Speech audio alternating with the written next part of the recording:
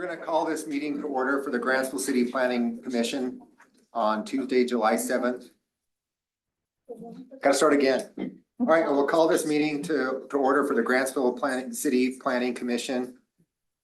I'll call it in order on Tuesday, July 7th, 2026 at 7 p.m. at the Grantsville City Hall located at 429 East Main Street in Grantsville, Utah. We'll start with a roll call. Want to start over here, John? John Montgomery here. Gary Merrill here. Jason Hill here. And Cameron Moulton, Chris, and Sarah are not here today. Okay, we're going to go ahead and start with the Pledge of Allegiance.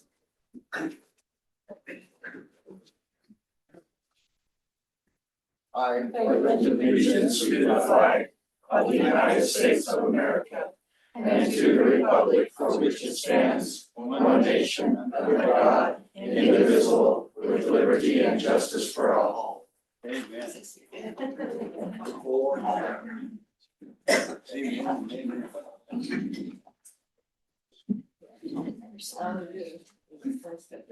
We'd like to welcome all the public that has come out today.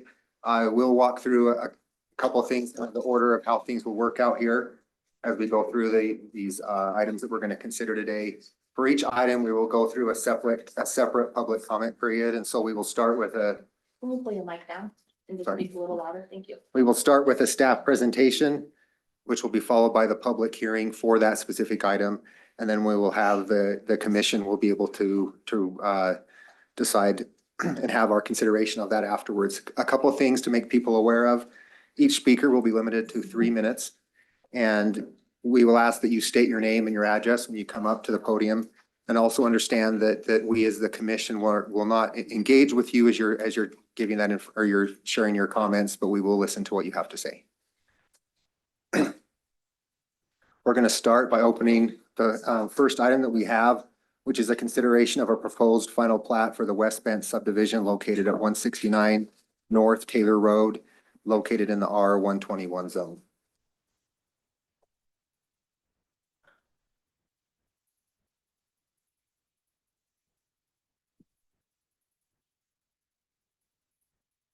Perfect. Thank you, Jason and commissioners. So this property is located just east of 169 North Taylor Road. It's in the R121 zoning, and this is a minor 3-lot subdivision served by a private road. And so you may ask, well, our private roads only allow for 2 dwelling units to be served. And the reason why that we have 3 lots serving this is this road was already established and created. And so it already had 3 lots serving it prior to us amending the code. And we are just making this right, going through the subdivision process. And so in our code, it does require that the planning commission approves a development served by a private lane. And so currently this is lot 101 that's already established fronting Taylor Road. And so lot 102 and 103 are the only lots, the 2 lots served by the private lane. And they'll come off of Matt Canyon here, served off this private lane, and then lot 103 and 102 will be served. We have a fire turnaround easement here and a hammerhead turnaround here as well.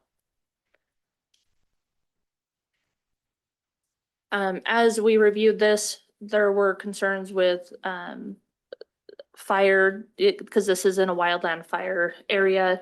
So fire has wrote a letter stating that lot 102 and 103, when they build out, do have to have a water tank and fire sprinklers just for suppression until that area does build out and we get fire hydrants in that area. Other than that, that was the only concern that was brought up. And so, yeah. How unusual is it or will these actually hook into public water and sewer? Not unless this were to change and they, future or the southern properties wanted to develop out and run utilities. So at this time, there's not any plans for that. For development, for the hookup or To hook up to public utilities or to develop out further to the south. and if they were to put homes on these, would it be septic? Yes. How unusual is that today in our city? I mean, with our city still being rural, it's not that unusual. As development comes, we have reduced the amount of septic systems. But this has been reviewed and approved by Twilla County for a septic and a well.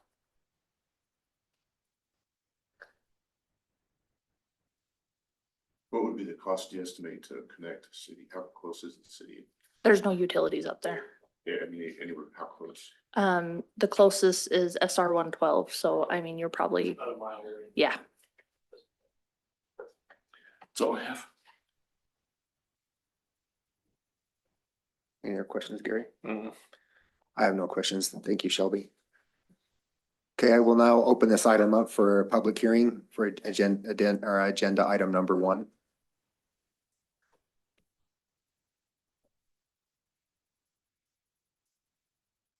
Seeing none here, do we have anybody online that would like to comment?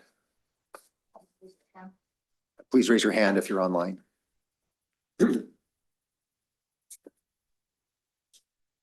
Okay, seeing no comment, we will close the public comment period and we'll now move this back to the commission for discussion. John, do you have anything you'd like to bring up? Just clarified, background for a decision is, we're being asked to consider this partially because of the utilities, and it doesn't look like it's feasible for them to connect the public utilities, and so I think that's been established.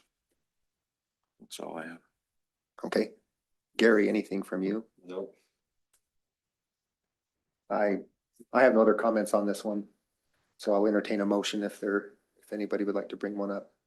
I'll move that we approve the proposed final plat for the West Bench Subdivision located at 169 North Tater Road and in the R121 zone with the conditions outlined in the staff report. I'll second. Okay, all in favor? Aye. Aye. Okay, then motion passes unanimously.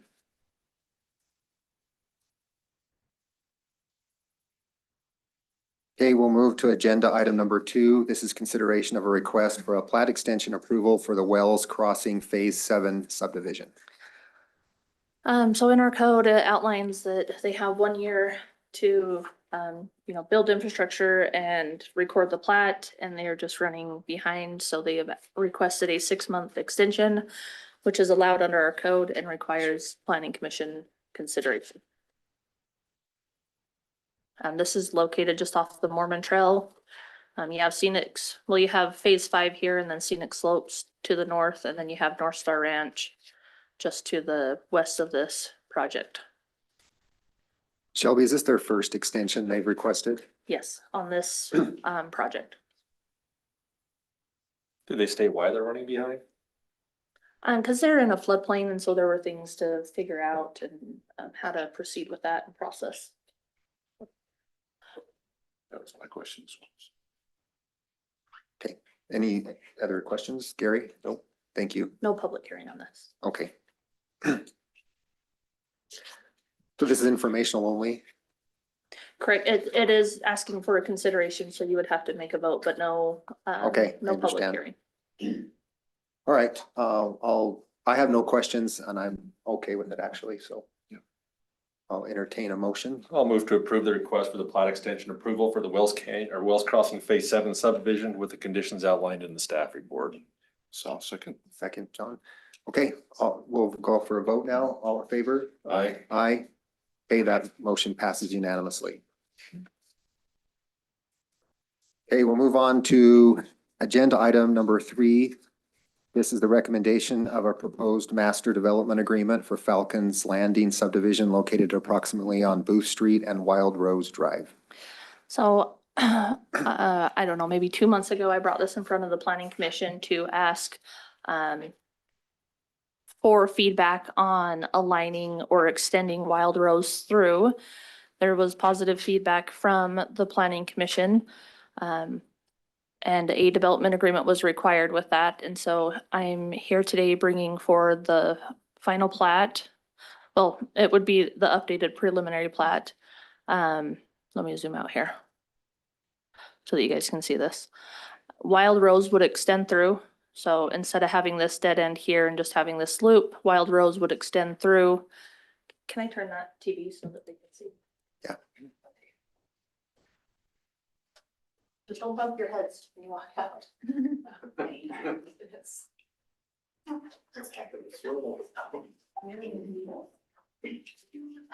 If you were looking at Wild Rose, further, it actually could potentially connect into Race Street and potentially further and maybe extend North Street in the long future.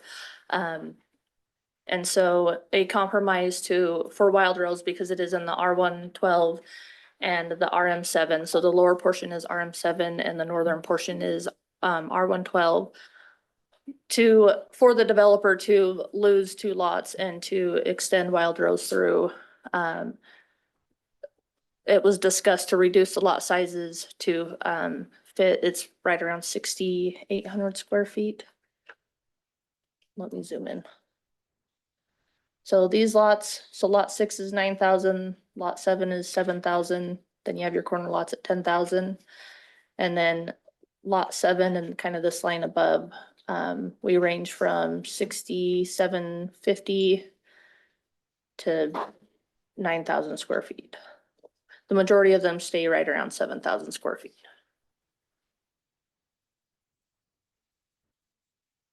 And so we're asking today for a consideration to reduce the lot sizes in the R112, to allow Wild Rose to extend through, and the waiver of the fee in lieu for open space.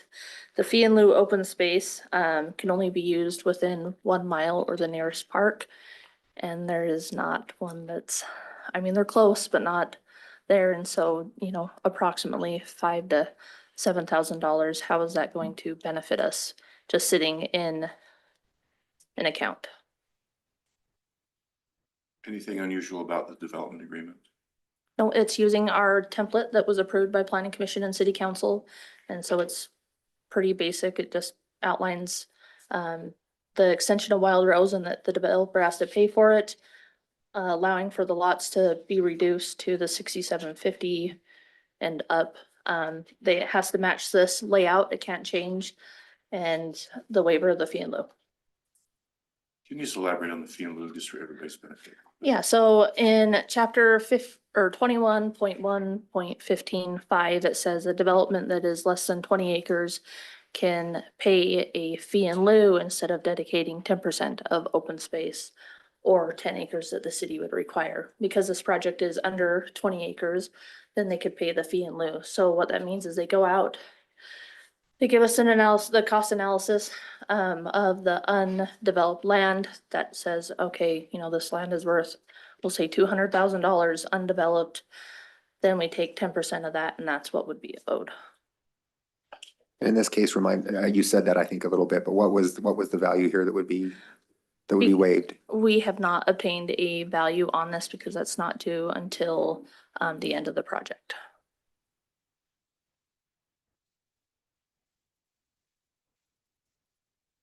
Anything else?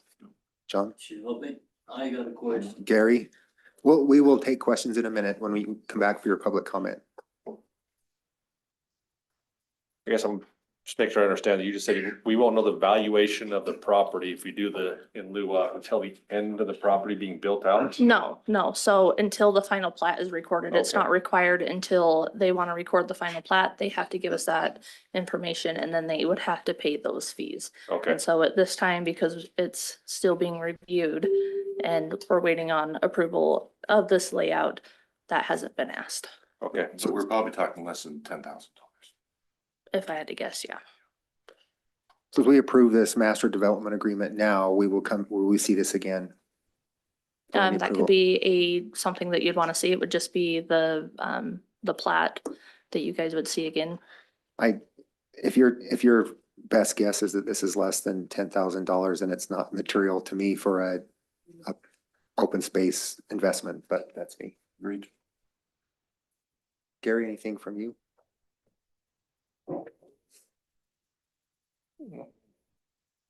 Have we already approved this plat? Correct. Not this layout. You did approve the older Conceptually, Yeah, you approved a preliminary layout. And I was hoping and I can pull it up really fast, but essentially that layout had the larger 12,000 square foot lots up here, a large retention basin here, and wild rose just circled here. It did not come through. There's a copy of it if you want it. So just in concept, because my question would be then, Shelby, we're talking about an R112, which has a minimum of 12,000 square foot lots, but we're below, every lot in here is below what the minimum standard is for the zoning. So from lots 17 through 22 and to the north is the R112, and everything from lot 6 to the south is RM7. So 6 going across from 23 to 28 and south. Is RM7, which requires 7,000 square foot lots and 10,000 square foot corner lots. And then everything 7 to the north would be the R112, which would be the 12,000 square foot lots. When I brought this to the commission approximately 2 months ago, it was favored that Wild Rose would extend through. In exchange for Wild Rose extending through, it was the offset of the smaller lots. so we comply with more than half the lots and some exceed. And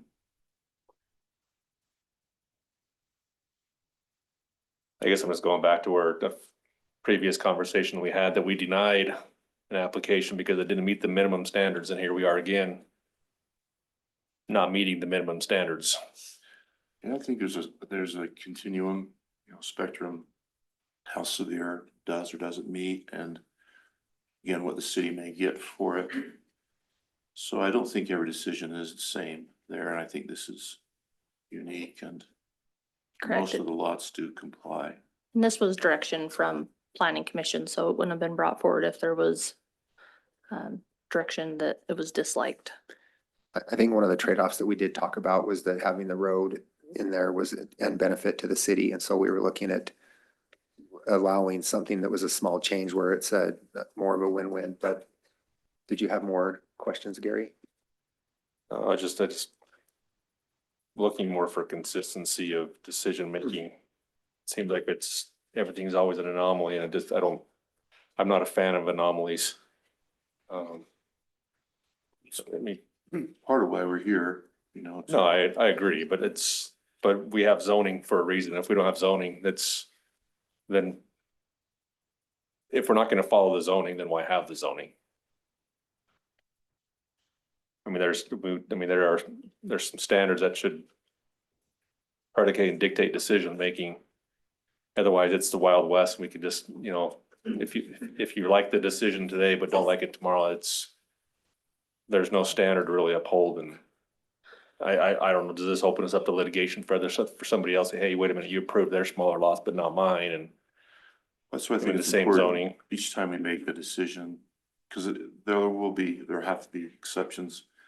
But each time we do so, we say why and defend it. So I think we need to, in this meeting, explain why we would do something like this. I think it's clear because of the benefit to the city, and then generally complying is why I would be comfortable and feel like it's a unique decision, defensible, if someone else were to come in and ask us either I want this or are you not even considering zoning? So. And you can see on this master transportation plan, here's Booth Street. And then here's this road that we would like to continue through. Here's Reese Street. And then potentially into North Street, which could potentially reach to Old Lincoln Highway. So it does create flow and improve traffic for Grantsville. Save us every year plowing that snow, right? If the whole street were developed. Correct. So as developments come to the west, then it is on staff as well as the developer to continue that road.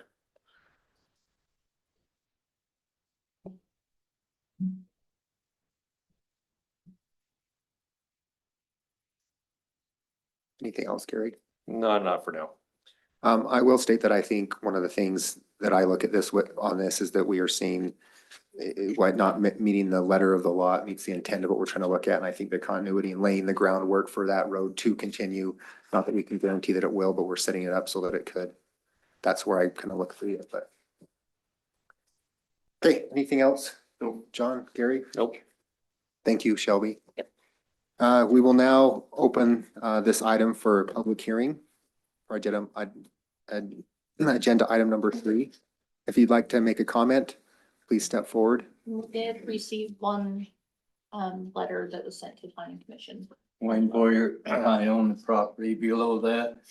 I'm concerned with what you've got there for the water that we're gonna have for containment down across there. I wanted to know what the 33 feet represents, what it will entitle, and it changes the lots, the zoning changes. As far as I know, this was never, ever approved by anybody in Grantsville City. I have the other one that was originally, I never got a hearing or nothing about that. So if you're telling me that this was approved, why wasn't I notified?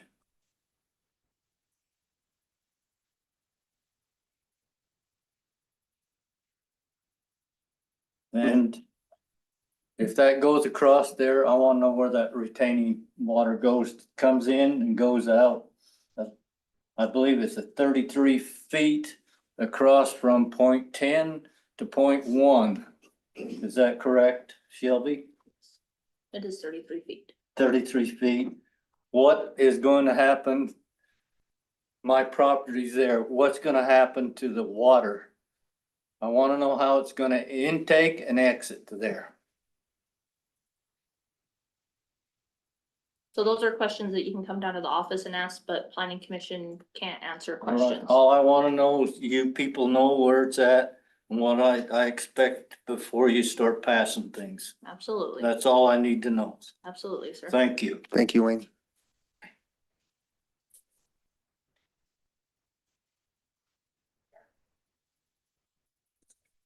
I'm Hank Thompson. I'm at 581 East Clark Street. I abut this property on the my north, it's south. And I disagree with giving them lesser property to do. I agree with Gary Merrill that if you want the road to go in instead of letting the contractors tell you what to do, why don't you just use eminent domain and take that road space and leave the property as it was originally written, so you have a couple of less houses, but they are on a bigger property that makes the whole value of the thing expand. Small properties do not equal value to the neighborhood or to the city. Thank you. Thank you, Hank.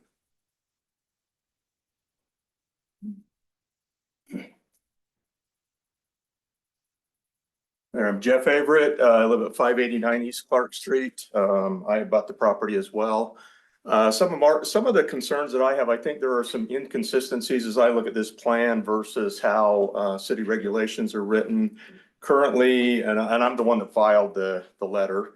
Currently, it says any lot that is on a corner should be 10,000 square feet. I think we have a lot on there that's 9,000 that's on a corner. It seems to me that giving up that big of a change from a 12,000 square foot minimum down to a 6,750 square foot minimum just to run a road through there, that seems very excessive. I think the loss of that property for a road is probably one lot, and you're actually increasing the number of lots from the last proposal. I think it was 21 or 24, I don't remember. We're up to 28 now, even with the road going through there. So that doesn't seem like a consistent argument to me that that road was it seems like it's an overcompensation for that, right? Also, I think the regulations read that for this zoning, that there's a 7.5 square foot or 7.5 foot side setback and a 15 foot on the opposite side on these lots. All of them I see are 7.5 on each side. So that doesn't seem consistent with current regulations. My concern certainly is with privacy. The lots abutting that on the south side, we've been there for many years, over 20, and I get that there's going to be development. I'm not saying I'm not against or understand that there's never going to be anything there, but this is a big change to the neighborhood and the privacy there. So when I see these type of lots, I see very tall houses. And when you have these setbacks that are 7.5 feet, excuse me, between lots, you got a 15 feet between houses, at least as this is written now, which doesn't meet your standard. And certainly we're now looking at a wall of homes basically with little slits through them, right? So so we have privacy concerns. I think the last one that came through, there was at least a privacy fence. This one doesn't include that. So I think that should be considered. It seems like there's a lot of missing information here. We don't know what kind of houses are going up. We don't know what's going to be built here. As has been mentioned, we don't know what the water plans are, any of that, the street. I'm kind of agnostic. I get that there might be a street through there, but as I look down North Street, you're probably gonna have to do some eminent domain somewhere if you're gonna get that thing past Race Street to north, right? It's not I don't think it's a straight shot through there. So I think those issues should be addressed. There are some other ones that we put in the letter that all of us kind of signed off on. We hope that you'll review that and take the time and consider that. Thank you. Thank you, Jeff.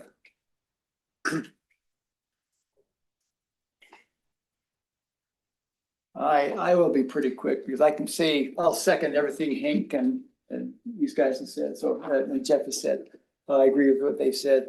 One of my concerns is, I think I said in my email to you, Oh, I'm sorry. Can you please state your got name and this where you're thing from? sent with that. Can you please state your name and where you're from? Your address and your Yeah, name? I'm at 573 East Clark Street, Mark Lawyer, Lawyer. Thank I'm you. sorry, thank you.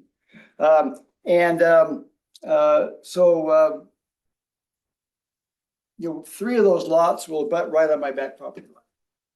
And so that's gonna really affect our privacy, the quality of life. Right now, we've got a beautiful view out the Stansbury Island, open space. I don't see any open space in here. I assume as your plan, you're trying to maintain as much as possible the quality of life, the feel of Grantsville, which has always been kind of a rural friendly community. And it's looking more and more like the Wasatch Front. Homes bunch up together, really tightly spaced. So we would look at increased traffic, obviously. Down to Booth Street, trying to get onto Main Street from Booth Street is a challenge now. I imagine with 28 more homes with 2 cars each, it's going to increase that burden and the safety associated with that. Now, it looks like you've already approved recommendation. So I don't know if this makes any difference or not, anything I'm saying, but I'm just letting you know my concerns. Again, the concerns are privacy. There definitely ought to be a privacy fence. I'd say absolutely, without question, should be a solid, and not one that's going to fall apart in 2 years. There ought to be a solid, well-built privacy fence to at least preserve as much as possible of the existing homeowners. And then also I don't know how much control you have or how tall the buildings would be, but like Jeff said, if the lots are smaller, there's probably economic motivation for the developer to go higher. That would affect our views out there. So the quality of life of the existing residents could be significantly affected. And just for your consideration, I'm not going to be argumentative or anything. And again, Jeff said it better than I did. He had a little more time. He was more thoughtful, more prepared than I was. I just put this together really quickly and got an email to you just before the deadline. So I would probably add more if I had more time to comment, but thank you for your time.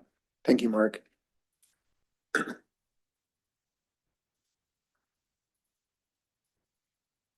Any other public comment?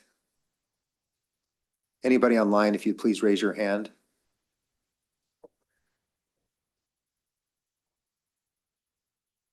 Nothing? Okay. Seeing no further public comment, I will close this public hearing piece and we'll now bring this back to the commission for discussion. I would like to point out one thing. So you guys actually approved 29 lots originally because this was a twin home layout, which was allowed in that zoning. So those lots are actually 6,752 square feet. So realistically, we are matching this, extending the road and reducing it by 1 lot. But instead of having attached twin home layouts, we're having detached single family homes. So just keep that in mind. Either way, you're still going to see 28 to 29 homes. It's really just up to the planning commission. Do you guys want to see a road extended through? to improve the traffic flow, or do you not? That was my thought is, because I agree with Gary, we need to be sure we're making a sound decision. And so, and I appreciate the comments of the public, but a lot of this will happen whether we grant this or not. This is a legal subdivision use of this ground.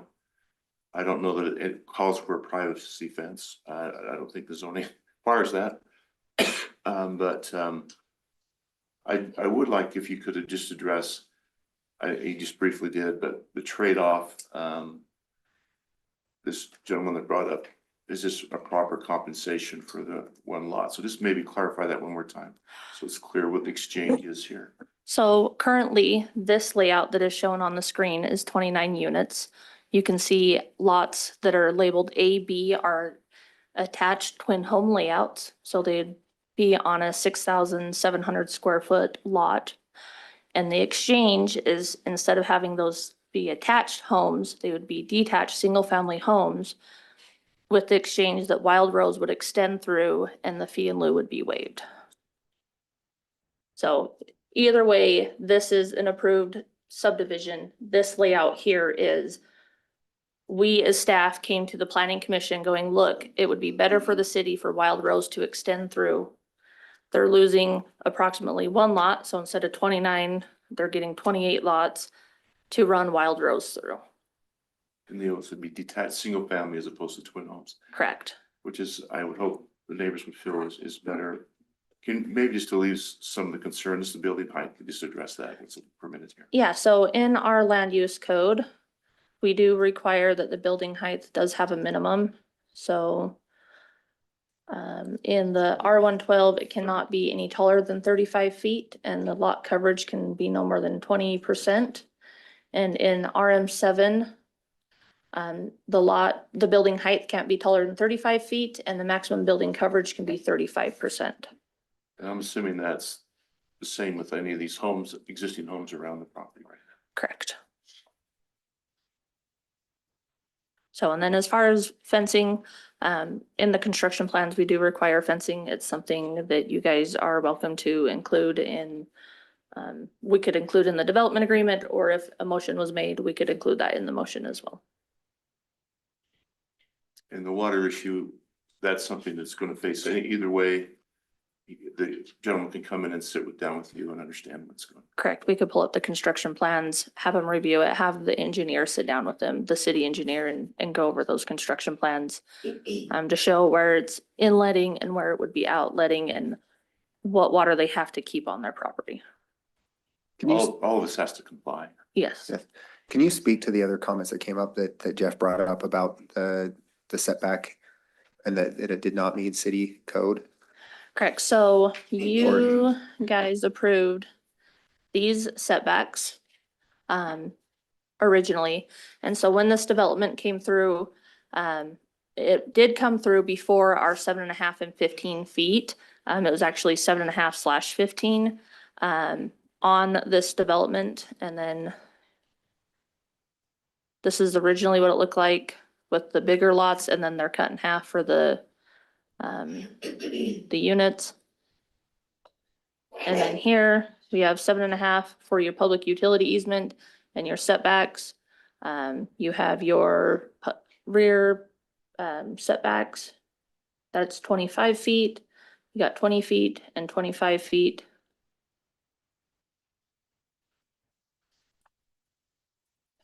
So front yard, 25 feet, rear yard, 20 feet, side yard. This came in after the development was brought in, is 7.5 feet on one side, 15 feet on the opposite side.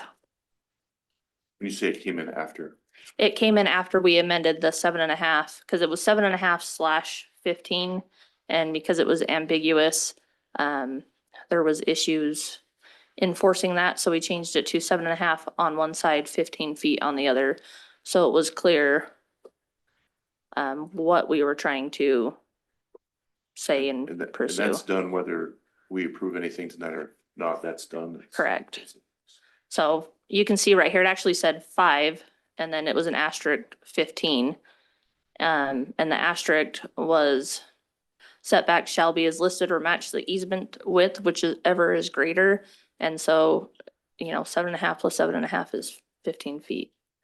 And so we changed that so that it was 7.5 on one side and 15 feet as the original intent. I don't have any. Okay. Gary, did you have anything you'd like to go over? No, like I said,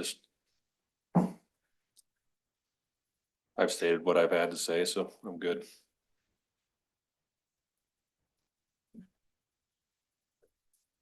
Just to reiterate what I'm repeating what you said, Shelby, we originally had talked about on the concept approval, and just to add to that comment that's an individual made, that this was not approved. The concept was approved by the commission, but not this actual development agreement. That's what we're doing today. Correct. So the preliminary plat shown here right now was approved. Oh, I don't know, last year, I believe. And this was approved. Notices were sent out. Preliminary plat was approved by Planning Commission. We have come back to ask for approval of this layout and the development agreement, which is why we're here today with the public hearing as required.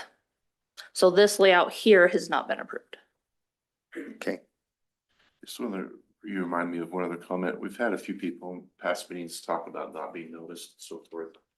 Or how comfortable we are with our notice process. And, maybe if you can just summarize that.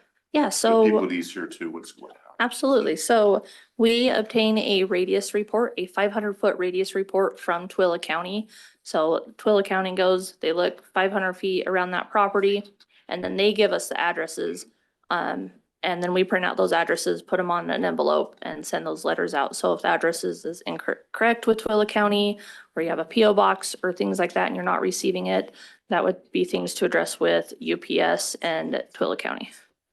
Or UPS or USPS. I see some posted as well. Do we always post on the site a notice as well? Correct. So we'll post on Grantsville City's website, the state's public website, and we post here. We actually have a paper copy here that is required. How about physically on the property? Yes, there is a yellow sign that is posted. It has a QR code that'll take you to the public noticing, and then there's like a box that has to have the noticing papers in as well. Can you explain what the timing is on that, like how early that's done, just for public interest? Yeah, so it's posted Thursday or Friday, 10 days before the meeting. Thank you. So just for the record, I just want to state, in my opinion, we are meeting the requirement and giving adequate notice. And I don't know why some don't get them, but I think the city is doing what they're obligated to do. Correct.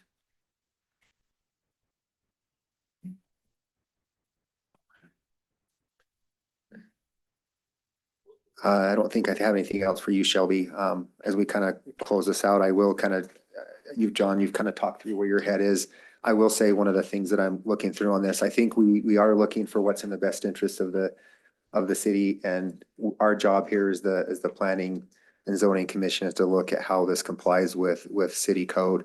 And I would make sure that anybody here that has comments that feels like we have to base our decision based on that city ordinance and how that complies with city ordinances. But there is another piece to this, and that's where you can go before city council, your elected officials, and state your interest or your displeasure with the decision.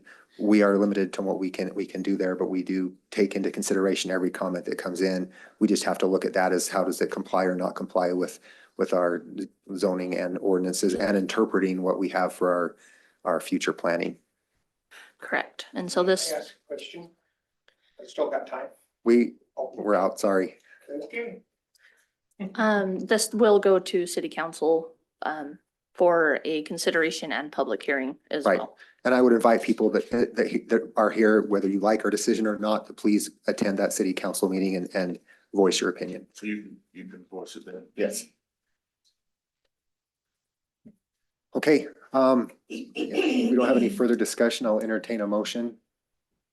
I'll make a motion, and just to clarify, this is not an approval, this is a recommendation to city council. So I move to recommend approval to city council for the proposed planned unit development PUD for the Alington. The Falcon's Landing. Falcon Lane. The Sorry. Falcon Lane subdivision. Got on the wrong one. For the Falcons Landing subdivision located approximately on Booth Street and Wild Rose Drive as presented in the staff report. And I would add that the privacy fence be included, listening to the public, that would be part of the development. Is a 6-foot vinyl fence, a tan vinyl fence adequate? I think that would be 6 foot. I would say a 6-foot fence. I'd say the color would be dependent on the layout there. Do we want to say, Yeah. do we want to specify the color? or just say a not that 6 foot? specific, but a 6-foot Yes. fence. Okay. Perfect. So I move with, we recommend approval of city council with the fence. I second that. Any discussion? Sorry. Do Just we have ask- any other discussion? I guess, Gary, did you have anything else you wanted to?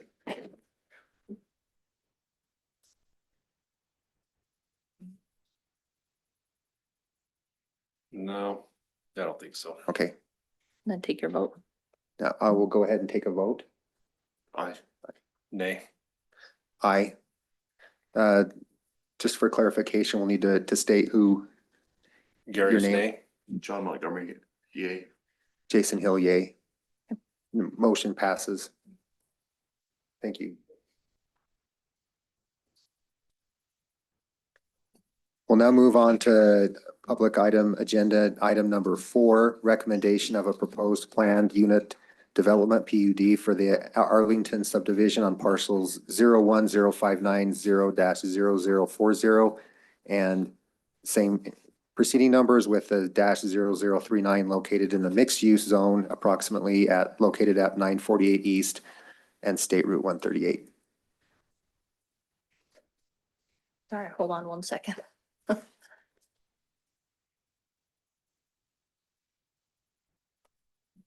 This is super large file.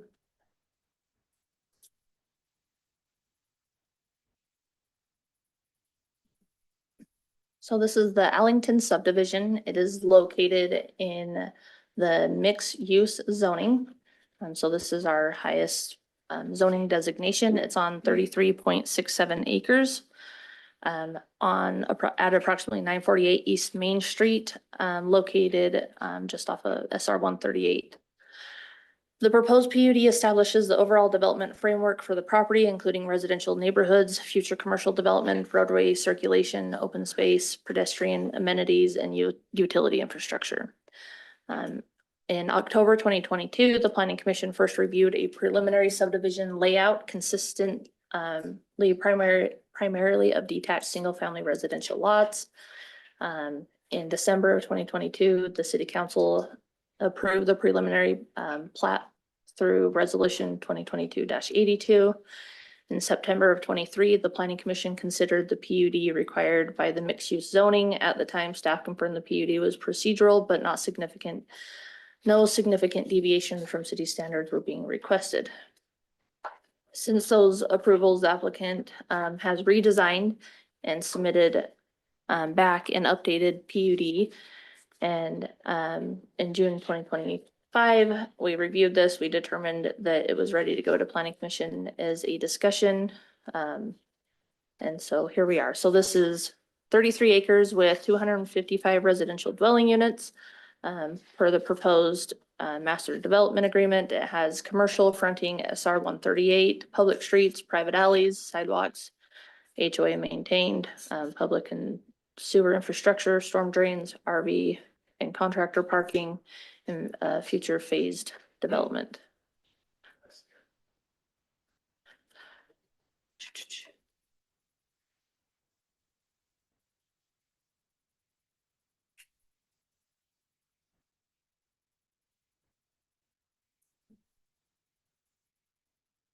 And so here is the layout. This is called Flex Homes. This was something I showed last time. Not sure if you'd like me to play that video again so that we can rewatch the Flex Home layout. It is a layout that you know, the community can grow with. As you buy a home, you can expand that home. It already has the footings and the infrastructure there to expand. And the price point is significantly low and affordable, which means it's actually meeting the affordable housing of right around 350,000. per unit or lower. Can we clarify that it's more affordable, not More affordable. Less expensive. How less about that? expensive? Yes. Well, it would actually, some of them would fall into what the industry would consider affordable housing and Mhm. perhaps a 80% or 100% AMI kind of range. So. Correct. And so this is actually being proposed in a different community. So we have our flex space, which is 1,200 square foot, 3-bedroom, 1.5 bath, plus you can add a garage and fully expand it to a 6-bedroom, 4.5 bath. Approximately 8.46 units per acre. If you go off of gross density with 22% open space. Governor Cox gave it the first home award. This is in Ephraim, and they are priced at $349,000. And they are following the goal to deliver, 35,000 starter homes that are affordable or more affordable. Shelby, can you go over any exemptions or anything that we would have to look at in this that don't meet our Absolutely. current city code? Oops.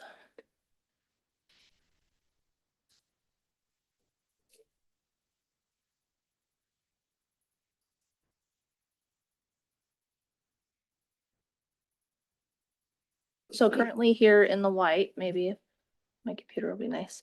The 4.34, which is attached dwelling units, goes over like 2,400 square feet, 30 feet between attached housing, 25-foot front yard setback. And then if we go to 19A, it's 4,000 square foot single family homes with 50 feet wide frontages, 25-foot setbacks, 20 feet rear, 25 feet fronting the side streets, 7.5 and 10 feet or 15 feet on both sides, landscaping, commercial. Then it references 4.34 for parking in chapter 6. How many visitor parking, 900 square feet of living space is the minimum, and then open space for chapter 9. Then if we go to chapter 12 PUD, and these right now, the things in the white are what's being met.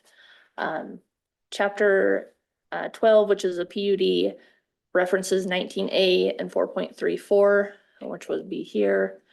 A minimum of 20% open space of the total project area to be used for landscaping or open space. And then the project containing a residential component containing more than 4 dwelling units, at least 10% of the total parcel acreage shall be improved, fully landscaped, amenity rich and active open space, 50% lot coverage, 4.34 in chapter 6 for parking, chapter 9 for open space, 4.34. And then we go into like the PUD districts shall provide 25% of the land area's commercial use, which may be reduced by the city council in its full discretion. And for lots against boundaries or passive use landscape buffer of at least 30 feet wide. And then we go into moderate income housing and setbacks. Then if we come over to this side, this is what the applicant's asking for. So they have 256 single family detached units. I need to update. I must have fat fingered that. The flex space minimum is 680 to 2,100 square feet. And that's not the unit, that's not livable space, that's the actual lot itself.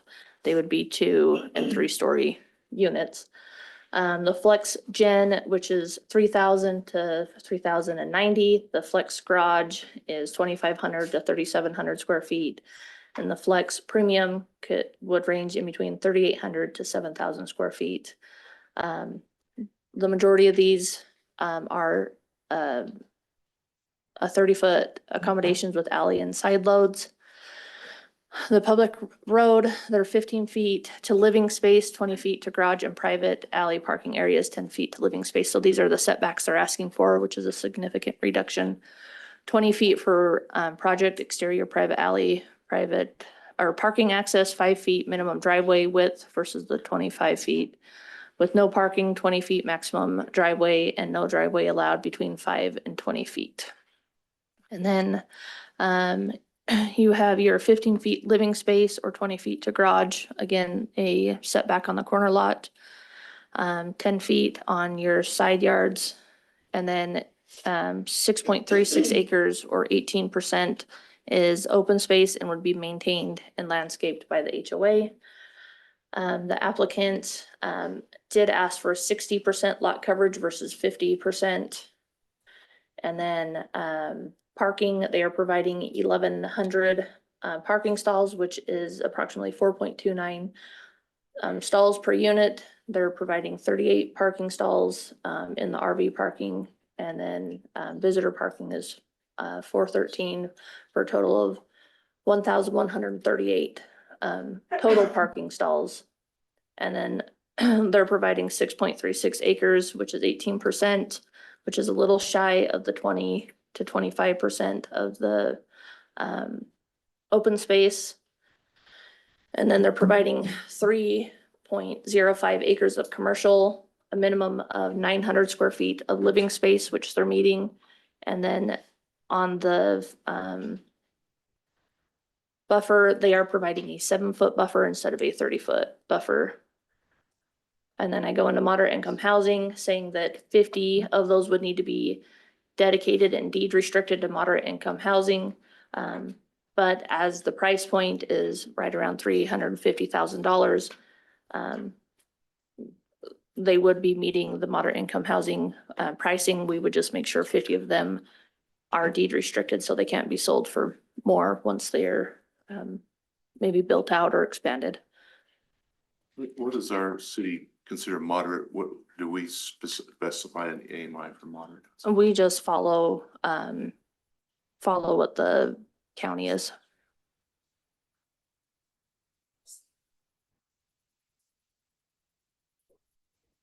So we do work with the Twila County Housing Authority closely to deed restrict these and to work with them to be able to purchase these for their buyers. So these would be about 90% AMI at this price point. I just ran a quick calculation. The AMI for 4-person household in this county is 97,000.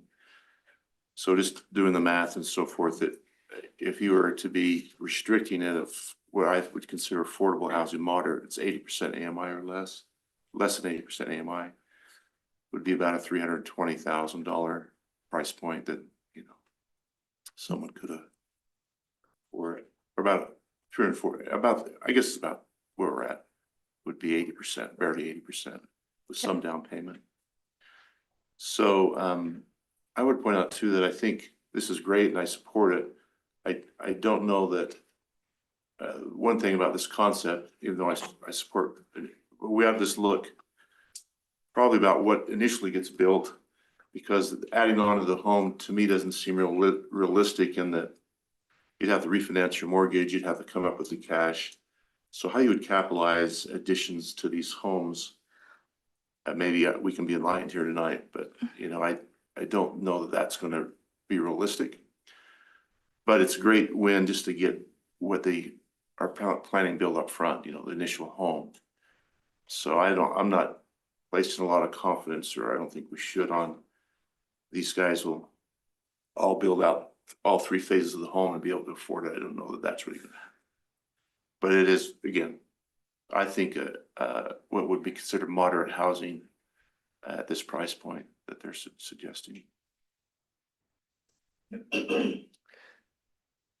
Shelby, did this, in my mind, maybe I'm confusing it, but when we talked about this initial proposal, I thought we met the open space requirement and now we're just a little under. Did that change from where we were at before? It has slightly changed. So the lower west side of these, you can see these yellow and pink lots have changed and reduced that open space. And I mean, What was the reason behind, yeah, sorry. to meet unit count and to adjust for the road sizes. And I mean, it's ultimately the developer's property. This is HOA maintained, and so the city would not be maintaining this open space. And these would be private roadways? These would be, western roads would be private, this big, I think it's Cook's Lane would be public. This would be a public road and this would be a public road as well. So this big long one's public and then to the east would be public. These ones to the west are private. All the alleyways would be private. Yes. Shelby, you brought up 1,100 parking stalls. Is that 1,100 number included with the commercial up front? No. So they're just 1,100 just for the units themselves? Yeah, so Okay. garages, parking stalls here. And these parking stalls, So they're asking for a 7-foot setback with existing property rather than the 30-foot, which is a 70-some-odd% decrease in our setback. on that that western west portion, side. yes. That's pretty dramatic. I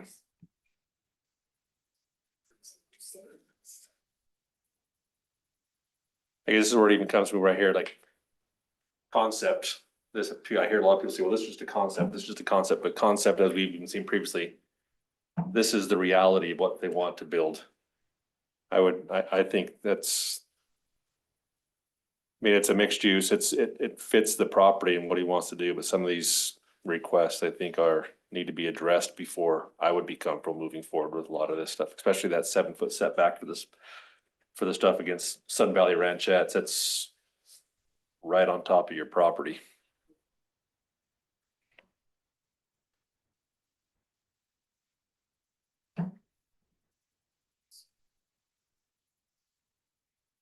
But I do agree with John too. I think the concept is great. It's innovative. It's not new. Doing some more research. This is what I do in my industry. It's not a new concept. I mean, it's been tried before. Do I think this is going to be, has the potential to be a little bit better, especially being a HOA and maintained that way? Yeah, does it take a long term? I'm seeing more and more right now that people aren't moving, people are finishing basements, people are doing additions on their house because they're not willing to move to a bigger, nicer house. And the ability to flex up and to do additions. I think some of the upper floors, finishing an upper floor will happen before adding a garage onto a house. Yeah, I don't doubt some will happen, but But how long does it take to get all built out? yeah, and I just Who wouldn't, knows if that ever happens?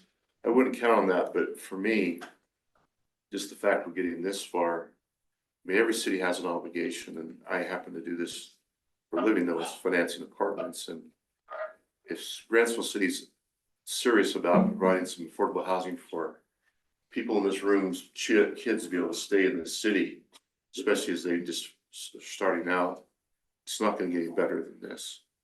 And there'll be some compromises and maybe some discomfort with some of this, but it's not gonna get better than this. This is hard to do, and to be hitting these price points, it doesn't get better than this. I don't suggest. Do we know the price points? Are they going to be? Yeah, Joe, you can come up, Joe. I'm understanding about 320 to 40,000, right? Yeah, the starting would be 320 to 340. And I don't know that you mind going back to the open space? Because on ours, we have 22%. If you look at the left-hand corner. So we meet that requirement. Oh, So I was like, when you said it, I'm like, my stomach sorry. dropped. So this is going to be starting entry level less than what you're seeing in Ephraim? It'll be a little bit more than Ephraim. The land cost, market, the difference of the land land cost and actually the development cost, believe it or not, a little bit more. And then if you'll go to that 7-foot question. So on that side, on the west side, there is the 7-foot with the trail, but it actually, to go to a structure, I mean, it's way more than 7 foot before you have that structure. So you're more like, I think most of them are at 30 plus, Yeah, right 20, before you 30. hit the structure. Okay. So even though it says only 7 to the sidewalk, to the trail that goes around, there's more buffer. Maybe we can get that clarified in the Okay. package. I think that's important- helpful, That's an and important clarification. I appreciate you keeping the open space where it was. We talked through that and then Yeah, I I was was a like- little bit, why are we that. Yeah, being 'cause I able to saw that, I'm harbor- like, man, that's 7 feet from the property line. You were Yeah. literally right on top of your. And you would, if it was 7 feet, you would be, right? Yeah. But we tried to make it so that you have your trail, it's a buffer. You'll have the trees in there and then you'll have an additional, 22 feet before you hit a structure. This is a home payment around $2,000, something like that. Yeah, a little, I think like 1850 or something like Yeah. that. And what we're finding, and I know it doesn't make a lot of difference to people who are existing, right? Yeah. But now nowadays, it's not a traditional 30-year mortgage. It's a 7-year arm typically. And especially for these homes. So what happens is they haven't saved enough to do, but to say it, but they'll refi the equity and build what they need. Yeah. As they grow. And I don't know, I'm not here to tell anyone how to get their money. We'd all like to pay things with cash, but It can happen. I just think it's I mean, it's, Yeah. I'll be honest, I don't think it's idealistic, but I think it's an opportunity. sure. Can I ask a question and jump on it? When you get to public comment, you'll be able to walk in there. You can talk to him after, sorry. Can you state we didn't have you state your Oh, name. Joe and who you are. White, So thank you, Ironwood Joe. Real Estate. I don't want to downplay the flex part of it, just that. My point is that it rings the bell for me just to get this initial structure in. And that would be gravy in my mind, if they can really flex up. And the flex spot comes from not just the ability to add on, but these are designed in such a way to have an ADU for multi-generational, so you can have separate living quarters if needed. And so that's kind of the flex part too. It's not just flex where I can have this little bit of house now, but as every family has different needs right now. Not all fits one, but this has the ability to meet those. And then, when people are ready, that they can sell and move up because they have equity. Shelby, do we know, is there a proposed lot or a proposed light on Alington and Main Street? So UDOT controls SR 138 or Main Street, and so UDOT would require a traffic study on their end, and it would determine if that traffic study called for a light. So we've done our UDOT traffic study and they call it a warrant. It doesn't warrant a Doesn't light. warrant one? But they already gave us requirements for the XL decel lanes, things that we have to put in. And that would be part of your development. Yeah, that's all part of getting the UDOT encroachment permit.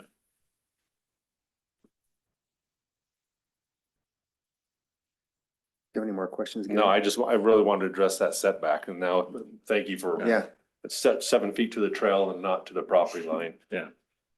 thank you, Joe. You're welcome. No other comments or questions right now. We'll move to the public hearing portion of this. I'll now open it for anyone here that would like to come up and speak to this. For agenda item number 4. Good evening, Commissioners. My name is Clayton Barney, and I live at 3842 Sun Valley Drive, Grantsville, Utah, which is directly borders the proposed Alington development. I am here to formally oppose the master development agreement for this project. While growth is inevitable, it must not come at the expense of the established property right and rural lifestyle of the current longstanding residents. I've lived there 29 years. My primary concern is the extreme density of these 243 flex units, their encroachment of our agricultural heritage under Grantsville Ordinance 2022-14. Animal use is prohibited within 100 feet of a residential dwelling. I want to state for the record that my property has established pre-existing animal use. According to the protections in Ordinance 2022-14, because my use precedes this development, I am legally grandfathered. However, by allowing the developer to place high-density dwellings directly against my property line, you are creating an immediate, permanent conflict. You are placing new residents in a position to file nuisance complaints, legal issues against pre-existing use. I am asking the commission to do a few things before recommending the MDA. Mandate a 100-foot non-buildable buffer on the developer's side of the property line wherever they border an existing large animal lot. This is the only way to truly honor the 100-foot separation with the intent of the of the city code. Reduced density, 243 units on this acreage is inconsistent with rural residential fill promised in the general plan. That's Grantsville's general plan. Take into consideration long-standing residents over a developer who doesn't even reside in the area. Do not allow this high-density flex project to strip away the rights of the neighbors who were here first. Please vote no or require a significant perimeter buffer. Thank you for your time. Thank you, Clayton.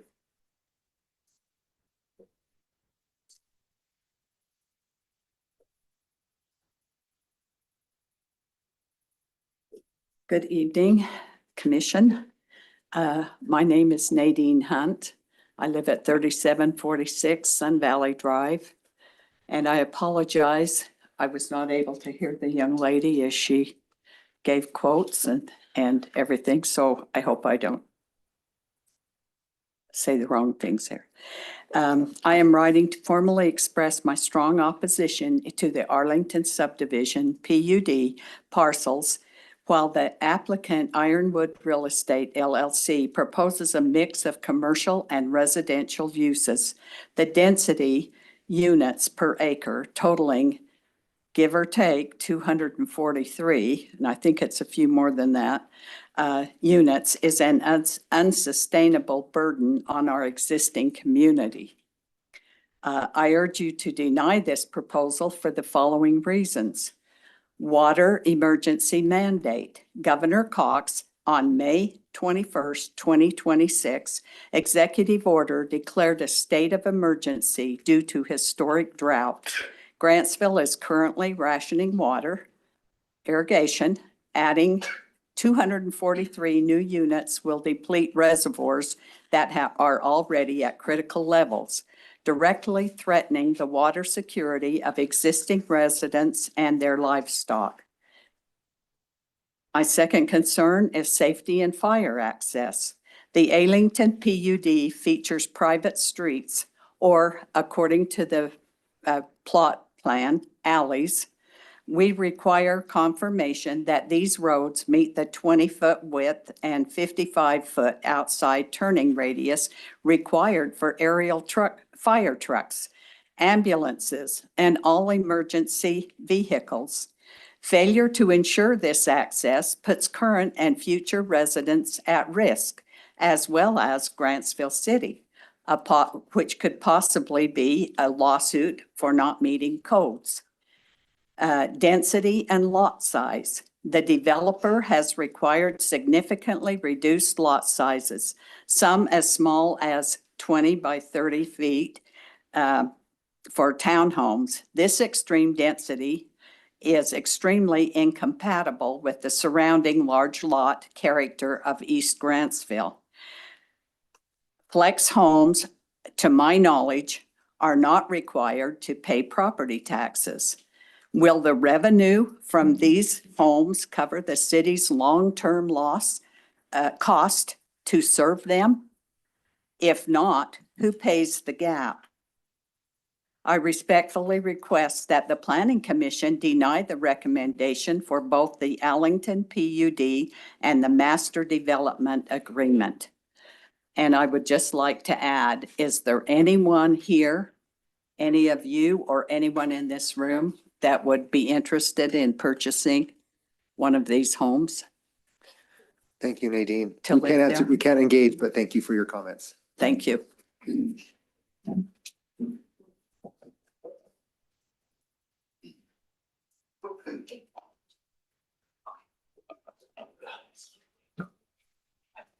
Hello, my name is Kayla Cameron. I live at 278 West Main Street, apartment B4. I'm representing my mom that lives, or my family that lives on 3575 Sun Valley Drive.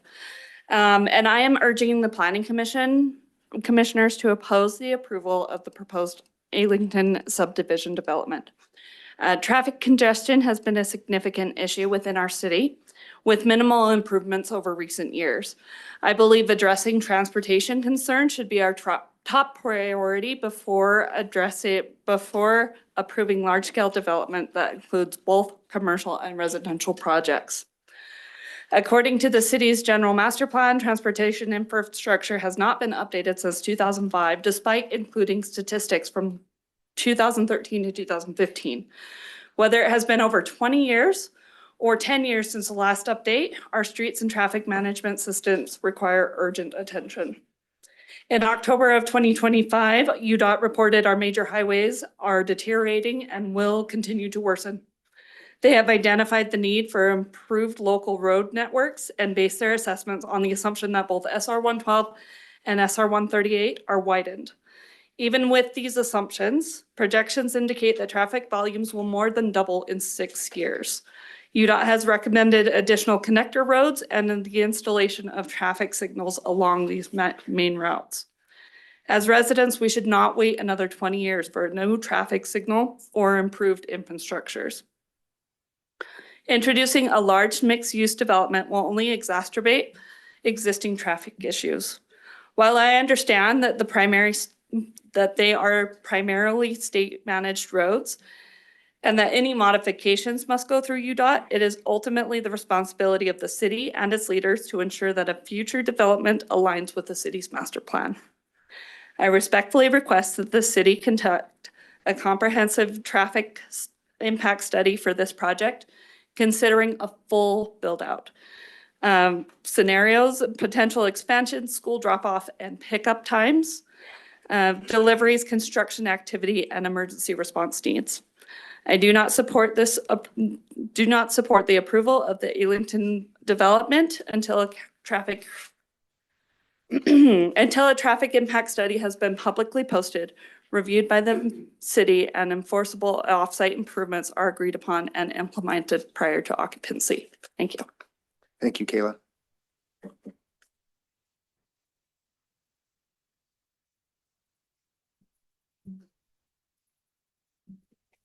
All right, good evening.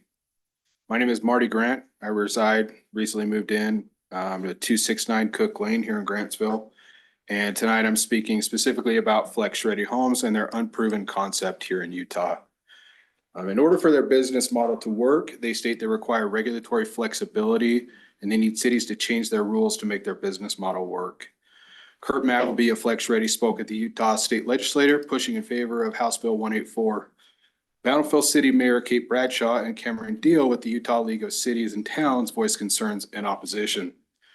To give examples about flex homes, regarding HB 184, Mayor Bradshaw stated that this bill fundamentally interferes with the authority of city councils, negatively impacts our longstanding land use policy, and creates a flawed process. To the disappointment of Flex Ready, Utah did not move forward with this bill. That matters. Utah said no, and Grantsville should not volunteer to become the local test case. Flex Ready has given presentations to Eagle Mountain, Ephraim, Nephi, Helper, Heber City, Santa Quinn, Tooele, and now our town. From public record, the only city I see biting on this is Ephraim, and it's only 34 flex homes. They haven't proven their model works, but they are asking Grantsville to be the guinea pig. They want this to be their flagship to help them sell to other cities, and 6 out of 7 cities are pushing back. Councilman Cheatwood of Heber City gave strong opposition, and Councilman Ulstergaard of Heber questioned Flex Ready's affordability claims. The truth is, the home is affordable to the first home buyer. It will not be affordable when resold. Councilwoman Barney of Heber asked for a proof of concept, but none exists. Helper City also pushed back. Mayor Peterman stated that they're premature and fears their ability to provide services. Helper council member made the motion to deny development annexation, partnered with Flex Ready, and the denial passed 4-1, which was a smart move. In Eagle Mountain, Commissioner Pengrass stated his concerns that the initial expense did not translate into direct value to the buyer. City after city after city has done the wise thing and pushed back against flex homes. So we've got one development, 34 homes in Ephraim. That's it, and it's not finished. Flex homes is an experimental concept. They've been trying for years. No other city is buying their model, and I fear they're about to make Grantsville look like a fool. Please recommend disapproval. Thank you. Thank you, Marty.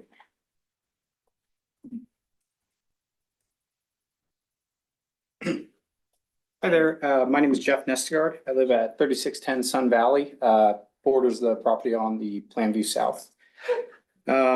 Just want to start with the facts, because you guys said you vote on the facts, right? I believe Joe, if I understood correctly, they were going to be priced slightly higher than Ephraim due to the land costs and the development costs. Ephraim currently has one house listed in the Flex Ready, and it's listed at 369. That's on Utah Real Estate right now. Heber, they're proposing $450,000 as their starting point there. So, we're going to fall somewhere in the middle. So realistically, it's a $400,000 house.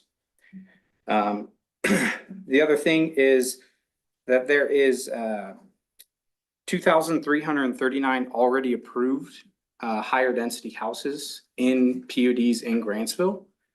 And I wanted to ask, does the traffic study that was done include those PUDs that are going to be done?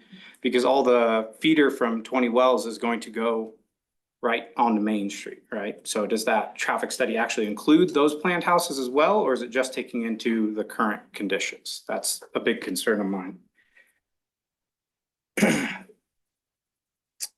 This property's landlocked, kind of, if you will, by two highways. The property's kind of designed as a walkable neighborhood, similar to Daybreak, which I understand is really, really great for starter families, things like that. However, you can't walk to the rest of the town from where this property is located. You have to go down a major highway, which doesn't currently have curb and gutter, doesn't have a sidewalk, things like that. My other concern is the commercial area setback. We all see on the Master Transportation Plan that Main Street is planned to expand. I understand that's a state-run thing. However, with how close the commercial area is the eminent domain just going to take away from the Grantsville residents on the other side of the road when it does come time to expand? That's a big issue.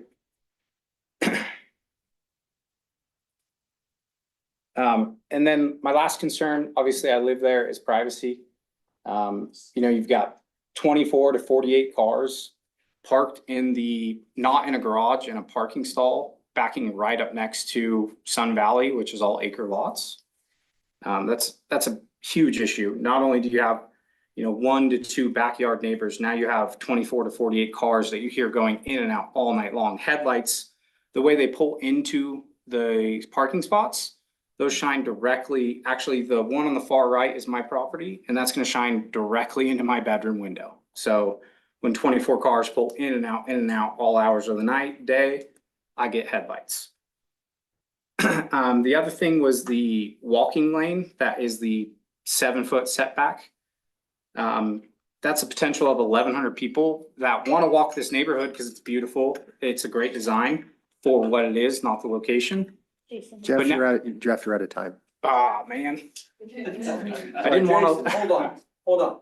Take my 3 minutes. Oh, that's all right. I was finishing. Let me say something. If you want to say something, we can, but we've got to limit it to 3 minutes per I person. will, 3 minutes. My name is Ken Goodrich. I've lived on Sun Valley Drive. I was the first one to move in there. We are a agricultural area. We like our livestock, as Clay Barney said. When this was brought to us a few years ago by Joe. He proposed, let's do this. We said, it was in the county at that time. We met with the county and we met with the city. We agreed to these different lot sizes. Behind Sun Valley Drive was going to be half-acre lots behind us. You may have that somewhere in your records. To cut this down short, so I'm not here all night, because I only got 3 minutes. That was agreed to by Joe White, Tooele County, Grantsville City, and us. Not this, PUDs don't work. They don't work. I don't know what you build apartment. I was a contractor and I owned Goodrich homes. High density living. That will bring our values down. You know it as well as I do. Our homes are all worth between $500,000 and $1 million. The homes east of us, I don't remember, it's the Phelps and the Allens. Those are all 3/4 to $1 million homes. What you're proposing here is nothing but house, these, I agree with the parking coming in. Actually, I've got it looks like a retention pond right behind mine, right behind my property. Where's that water gonna go? Where's it gonna go? He's got, let me look, he's got like 4 or 5 of these in here, instead of one large one, like over here on the other side by Walmart and a few others. They don't have 3 or 4, they have 1. He's got them scattered throughout here. What I do disagree with, we're gonna have a whole lot of neighbors behind us and a whole lot of more noise. Now, I don't know if you'd want that where you're at. There, I don't care what Governor Cox says. He has a multi-$100 acre farm where he lives. I went through that recession of 2001 to 2008. ARMs are the worst thing that ever happened. Ronald Reagan brought that in the 80s. It should never have happened. When that final starts coming in, them payments, that's when people lose their homes. And I agree also with the gentleman that said, well, they may buy them at $350, but they damn well sure won't sell for $350. What's 50 units out of 200 and something? Come on now. You guys got to say no to this one. And I agree with you on some of the things when you say change in lot sizes. I've been there. I've been there when a developer that comes in besides me. We did Draper Heights and we fought them.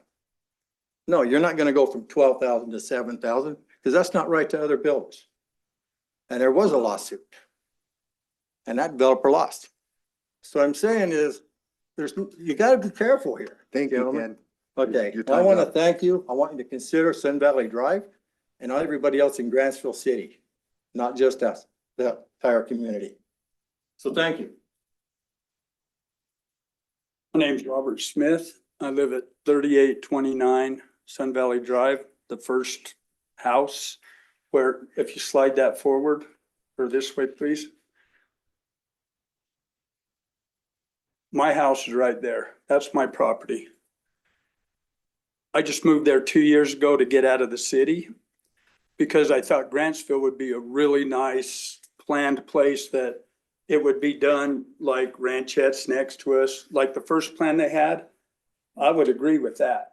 I'm totally with that. But right there, you're gonna have all the lights all the way down there shining in all of our driveways. Gonna be people looking over the fences. There's gonna be I've seen this happen before. I'm a contractor too, but I'm a retired contractor. And all this stuff that I see that's gonna happen, I think this type of thing should happen on the outskirts of our city where all the other stuff is, but where all the ranchettes are in this whole valley, it should follow suit. Or half acres, quarter acres. And then my biggest concern, I'm also a pastor. You know what I think about people's children? Where are all these children gonna go to school? Are our schools big enough for this? Seriously, are they? The road, I can sit on my back porch and watch the traffic back way past the meat market. I can't even get out on my road. Takes me 10 minutes and I have to push people out of the way to turn left. I don't think the studies have been done good enough to allow this big of a development to happen. I'm totally against it, 100%. And I don't think it's right. I think we need to stick to the country living, keep it downsized. When people come into Grantsville, do you think they want to see all of this? This is our country. We can move wherever we want, but let's keep it to where it looks nice. Grantsville is a beautiful place. I never realized how beautiful it was till I moved here. And I went, wow, this place is nice. And then you bring in all this big city stuff right into the beginning of our city. When you drive down Main Street, I think it's cool that there's houses on Main Street and not all developed into all these big high rises and apartment buildings and all that stuff. It makes me ill. When I step out on my back porch and watch the sunrise, you know what I'm gonna see? How tall are those houses? We're gonna see a building. 35 feet's the max. And how tall is that front commercial building? Because that's what I'm gonna see all the way. You see the parking lot? That's the back of my garage. and all those lights are gonna shine in my property. So instead of seeing the moon and the stars, I'm gonna see all the lights. And I'm gonna hear all the riffraff. You don't think it brings riffraff? Watch and see. Thank you, Robert.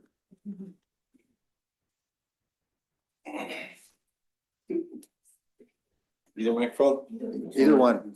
All right, my name is Dylan Nash. I live at 3654 Sun Valley Drive.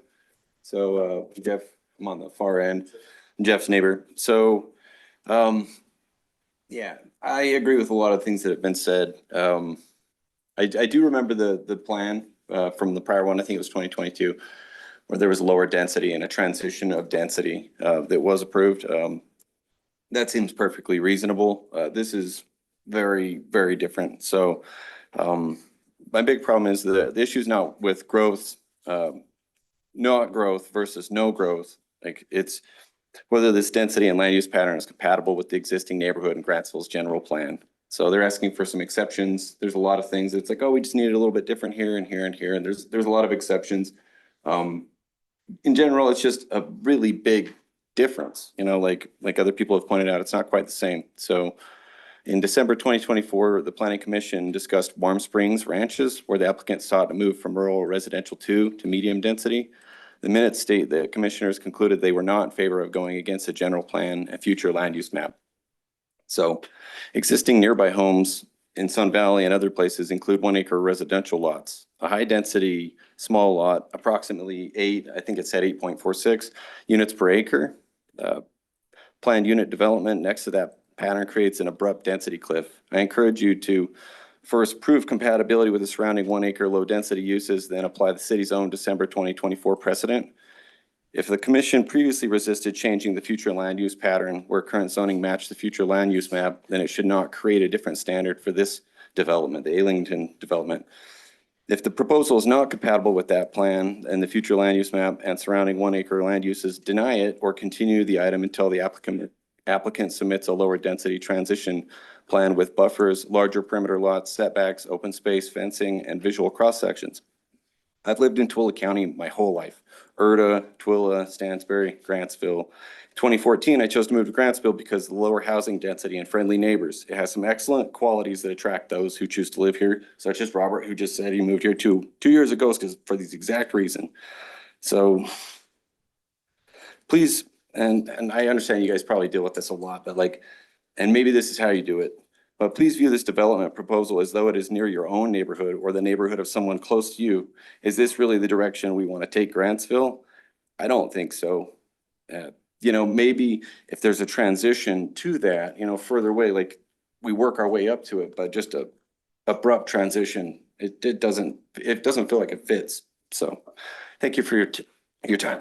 Thank you, Dylan.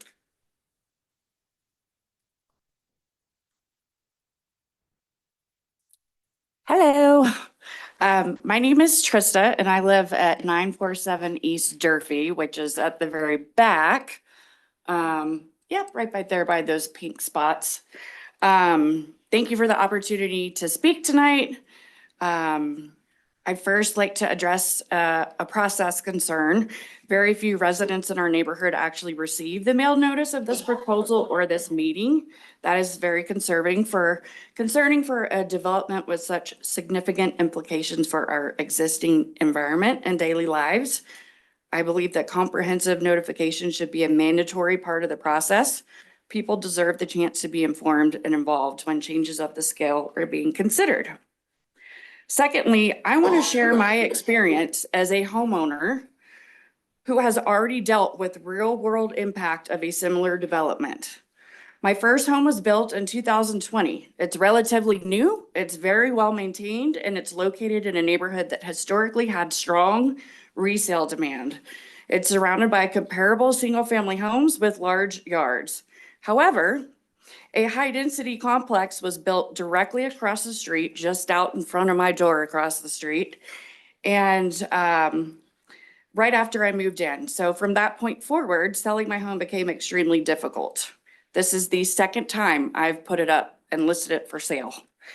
And I'm running into the same issues. The first time I had to take it off the market because I ultimately couldn't afford to keep it on the market and pay for 2 houses at one time.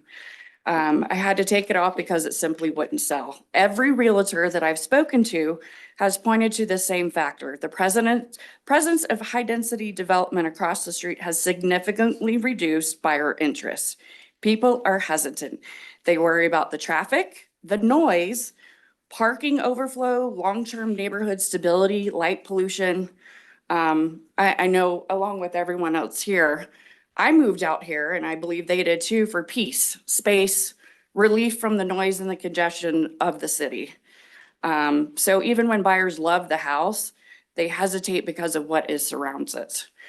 That's why I'm here today. I'm not speaking in hypotheticals. I'm actually living the outcome of a project just like this one that's being proposed. And I'm deeply concerned that adding another high-density development will damage the resale value of my current home. For most of us, our home is our largest financial investment. When developments like this are placed directly adjacent to single-family neighborhoods, the impact isn't theoretical. It's measurable and it's personal. So I understand the need for growth and additional housing options. I'm not opposed to development whatsoever, but I'm asking the council to consider long-term consequences for existing homeowners who already experienced these high-density projects and how they affect resale value. My own difficulty selling a newer home shows how these impacts can be. Once that value is lost, homeowners have no recourse. Thank you, Krista. Thank you.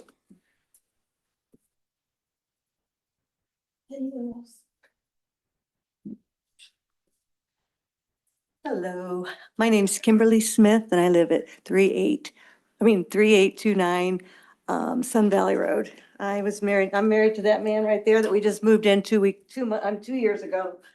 Let me start all over. Anyways, I understand development. I really do. We sold 2.5 acres in Magna and they put a development on there, a small manageable one. So we're all about that. We wanted to build one home back there. We had a lot of fights with the city. So we ended up selling it to a contractor. And so we're all about people have a right to do what they want with their land to a point.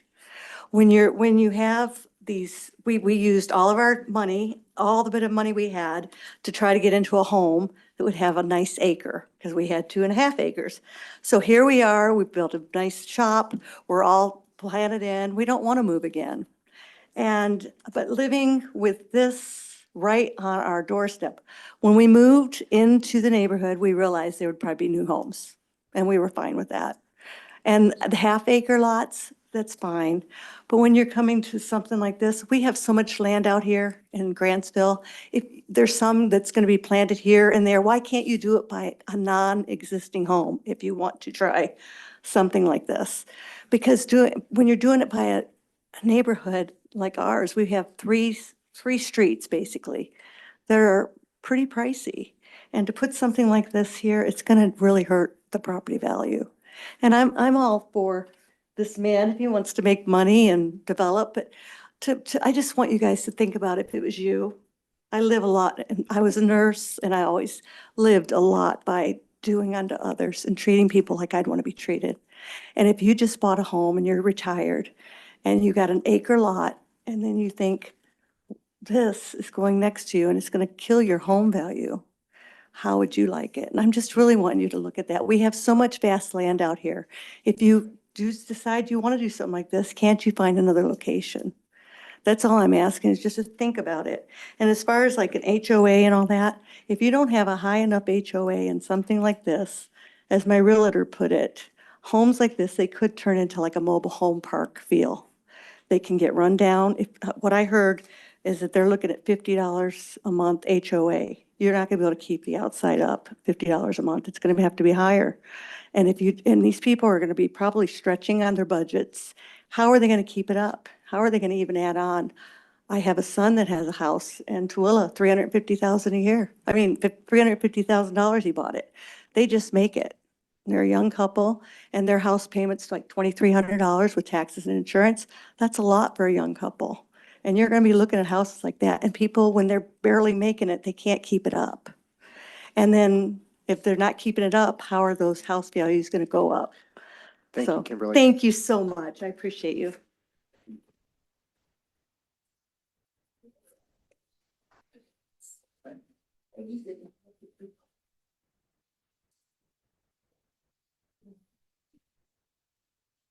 Hi, my name is Teresa Jensen. I live at 980 East Main Street. I live across the street almost from Tooele Valley Meats. I'm sorry I never kept a tally of how many accidents have happened in front of my home because of angry, speeding drivers that can't stop long enough for somebody to turn into that business that's been there since before I moved here in 1997. It takes me an average of 17 minutes to get out of my driveway during any time that there's, the morning rush, the evening rush coming in. Recently in January, I had a medical emergency, and it took the ambulance people quite a while to get out of my driveway, even though they had sirens, and it doesn't matter. People don't want to pull over.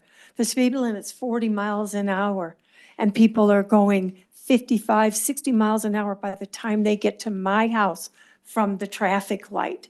It's like a 0 to 60 seconds to see who can get there the fastest, and the accidents the accidents that keep happening on Main Street are going to keep happening. And it says UDOT will evaluate the traffic concerns with this coming out not even a half a mile from that traffic light. I understand that, 2 traffic lights in a row, that's going to kill these people. They have to stop twice.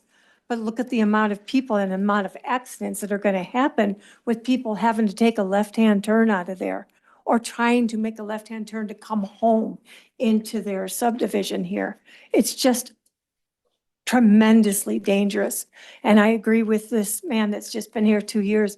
I love the peace, the quiet, the beautiful sunrises, the sunsets, and the stars at night. And with all of this, right now, my house is set back from the road, and they're talking about increasing the size of this road so that more traffic can go by. I can't open my front windows because the amount of carbon monoxide fumes that come into my house from the exhaust from the cars going by. I have asthma, and it's just a tremendous, unless you live there and you experience it on a daily basis, you have no idea that pollution, what that is doing to my lungs, to my air, and to not be able to open my front windows or side windows. That's just, we're growing too fast, and people don't care. And they seem to rev their engines there because right past my place, it gets to go to 50 miles an hour. My niece was killed on that curve, head-on collision. People are going too fast, and it takes the sheriffs to be out there. We don't get sheriffs to sit out there. All they have to do is park a car like they do down in, I forget the little bitty town, but they got a fake sheriff sitting in the front seat, a dummy. But people slow down. Thank you very much.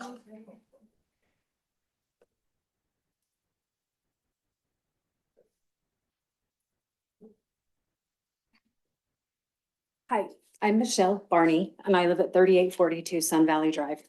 I'm the third lot in. So the property would abut right up to the back of our lot. We have animals, high dollar animals, and with all of the traffic coming in and out of there, that would be a definite nuisance. 1,138 cars in and out with the traffic. To me, it can't be done. There's just no way. And I think other people in this room also have livestock, animals that do cost a substantial amount of money. And with the lights and the people and the traffic in and out of there, I feel it would be a bad deal. Thanks. Thank you, Michelle.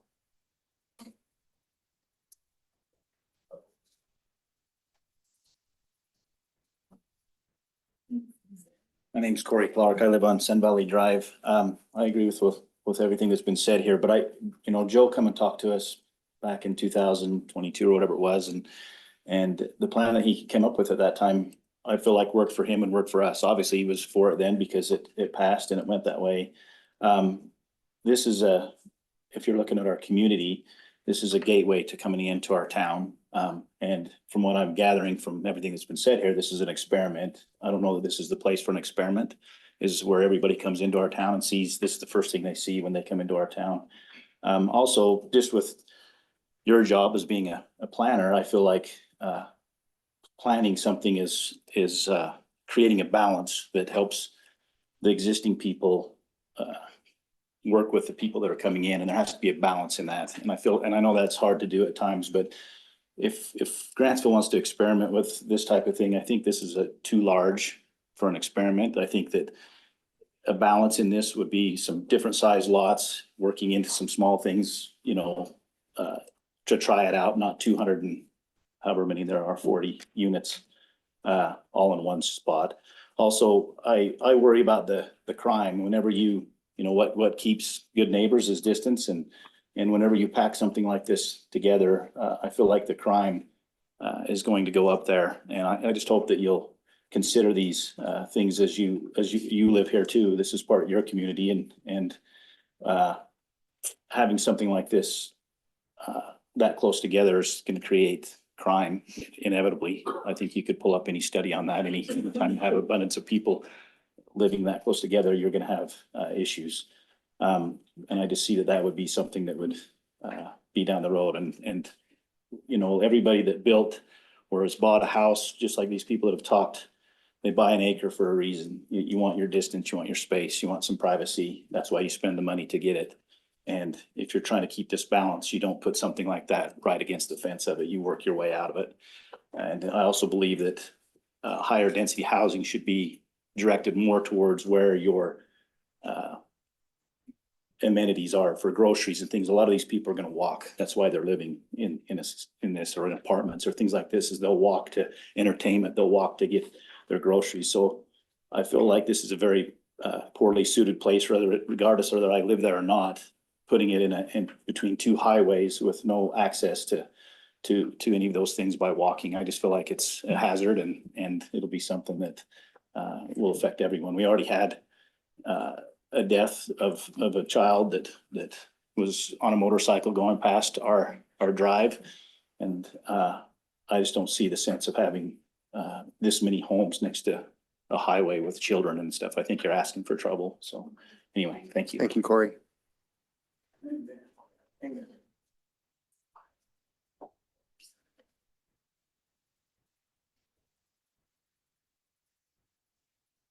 My name is Kathy Baker. I live at 105 South Liberty Landing. We try to get out on the highway, trying to turn left or try to turn right, and it takes us such a long time. Having this many homes right so close just doesn't seem feasible for where there's so much traffic already. I know in listening to your comments, it sounds like you guys have made your mind up, but we're really here asking you to please consider not to do this. We're asking you to please listen to us. We're already citizens of Grantsville. We came here because we wanted to be in the country. This is not country. We understand there's a lot of growth going on, and we understand that a lot of growth has already been approved right here with this commission. But we're asking you to please don't approve this. This is way too high density for where we're living. We understand that we want some lower housing, but to try to do it this way, it just doesn't seem feasible. And we're asking you to please consider our feelings, where we live and what we're doing. Because we love Grantsville. We want to see it continue to grow in a good, positive way. But this doesn't seem like a positive way. Thank you, Kathy.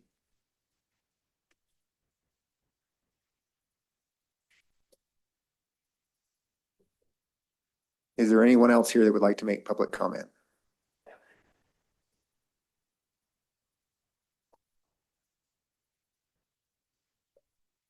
Hi, I'm Trevor Brimley. I'm at 950 East Main Street. Based upon this map, it backs up to my home with the commercial building.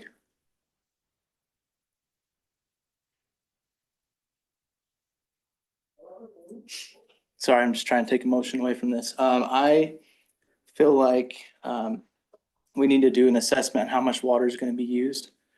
I'm coming from a public works background. We need to understand and calculate how much each household's going to use and determine where's the closest well, if we're going to have booster stations, where the subdivision is going to drain when it rains and snows. We need to get, as a city, we need to get some kickbacks as well, because building is going to happen. I'd also like to have the old approval, brought up and kind of compared to the new one. Thank you. Thank you, Trevor.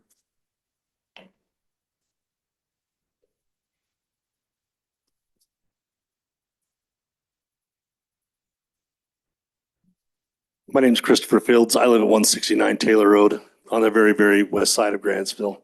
I'm nowhere near this development.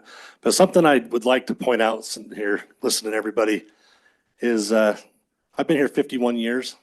I have 9 kids. None of them can afford to buy a house here in Grantsville City. I have a daughter moving to Virginia to find more affordable living. Another daughter moving to North Carolina to find affordable living. And I have 2 boys that moved to Missouri to find affordable living. I don't know that I necessarily agree with something that's like this personally, but we got to have affordable housing here in Grantsville. And that's something that the city council and planning and zoning should be putting together. $350,000, $369,000 for a home. The average median income here in Grantsville City is right around $68,000 last I checked. And that's a pretty low income. You got to have 2 incomes in order to afford a home. Now, if we do what everybody else, it sounds like would like in here, have half-acre, 1-acre lots. Well, he's going to have to sell those homes for $590,000 to $655,000, $700,000. And then our kids here aren't going to have they're not going to be able to afford to live. So we need to have a responsible decision so that this developer can build his subdivision somewhere. And it's got to be affordable for kids, because I'm the next person to be moving out of Grantsville to a more affordable area and be closer to my kids. And I'd hate to see other people here that have children have to have them move out of Tooele County, out of Utah, and not be near them. So I apologize for playing devil's advocate on that a little bit, but I think that the affordable housing here is it's pretty sad that a developer can't come in and build a home that's affordable for what the median income is for a dual household income. And I think that it's responsibility of our leaders to make sure that that can happen. I appreciate it. Thank you, Christopher.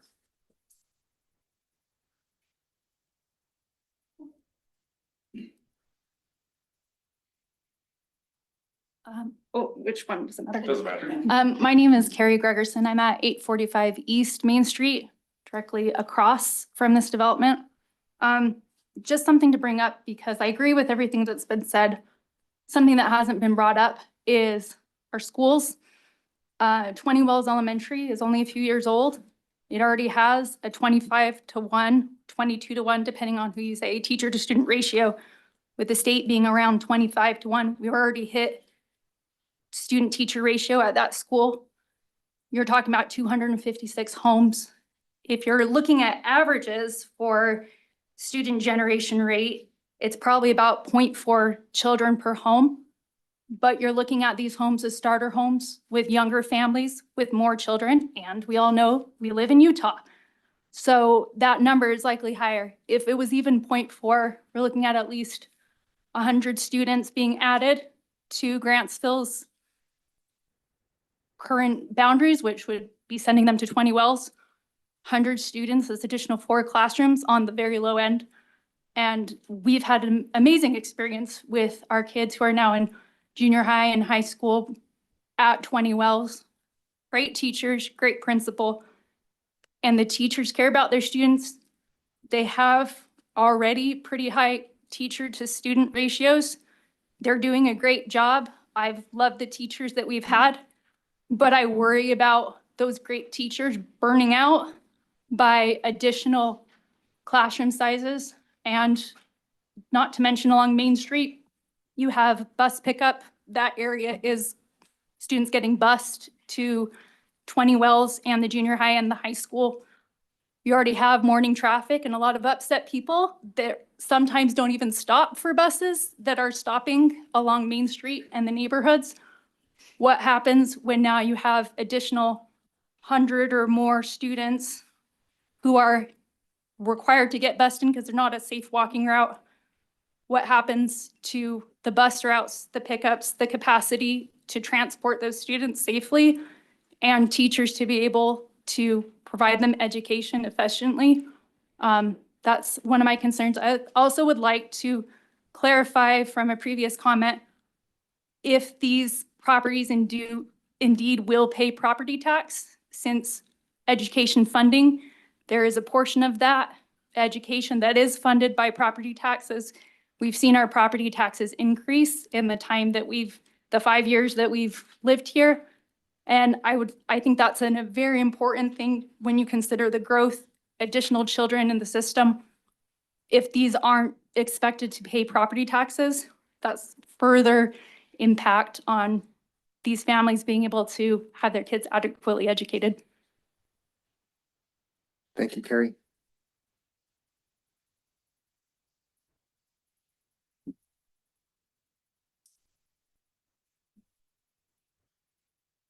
My name's Ira Malmgren. I live on Sun Valley Drive, 3751 Sun Valley Drive.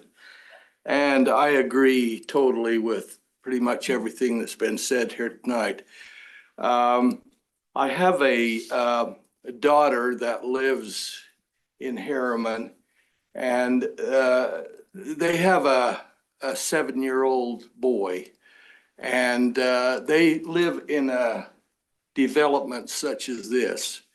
And honestly, when we go over there to visit them, we can't even get up and down the street. It's so narrow.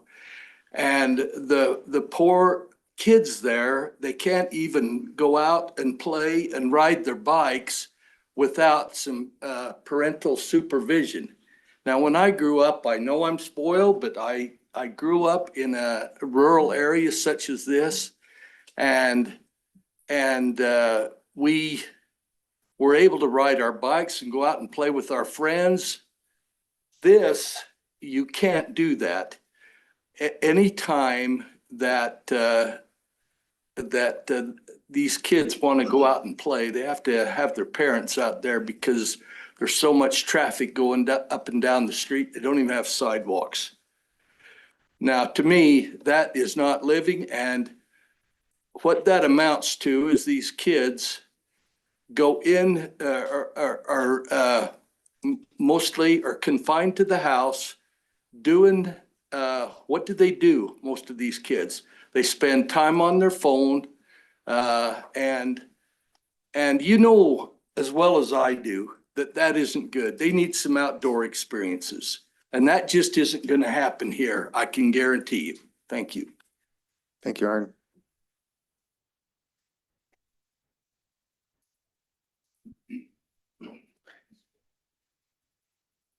Any other public comment? We have one online. Okay, go ahead. We'll take you and then we'll take the online. I'll make this quick. I don't really even know what to say. I'm kind of peer pressured into a little bit of this, but my name is Mike Fleming. I live at 293 South Cook Lane, just on the south side of that subdivision. I moved out here about 5 years ago, sold my house in Taylorsville, built my dream house out here, figured, I'd live out here for the rest of my life. Didn't expect something like this to go in. What I've seen out here though is just people aren't really all that careful. Speed is way too fast. People aren't paying attention. Witnessing that accident back in 4 years ago where that kid was killed. It's too dark. There's too many people, too fast.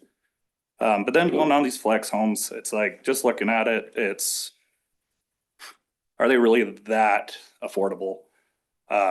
Yeah, the initial cost might be cheap, but when I built my house out here, granted it is a little bit bigger in these houses, my property taxes were about $3,800. Now I'm paying over $5,000 in property taxes.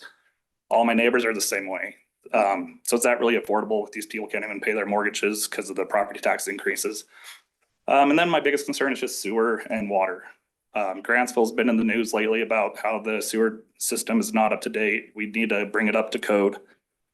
Once we do that and all this infrastructure is built, I mean, are we gonna still be to code? Are we gonna have the same situation that we're in already where we have to rebuild a whole new sewer plant, increasing property taxes, making these so quote unquote affordable units not affordable? And then looking at the website for the state and stuff like that on these things, they mentioned with these flex homes, they can be used as rental properties. If they're really used as rental properties, are they held to the standards that rental properties are? Sprinkling systems, regress, emergency systems like that. I'm just concerned about people's well-being out here and the safety. And then also just, I love this town. It's nice, it's small. I want to keep it that way. Thank you. Thank you, Mike. We're gonna, if you're gonna hold on just a minute, we're gonna go to online comment, that you can go ahead and jump up. Yes, this is Mark Cox. I live at 3707 Sun Valley Drive. I've been in construction all of my life. Worked with utility planning for subdivisions and cities, and there may be a need for this affordable housing type development, but as with real estate, it's always location, location, location. And it's been mentioned that, you know, this type of development may be better suited to be available to the schools and to the shopping and grocery stores, that type of thing. And the traffic issue has been brought up, which is a very serious concern with this many people coming onto the major highways on both ends. So anyway, I just want to voice my opposition to this development in this location. Thank you. Thank you, Mark.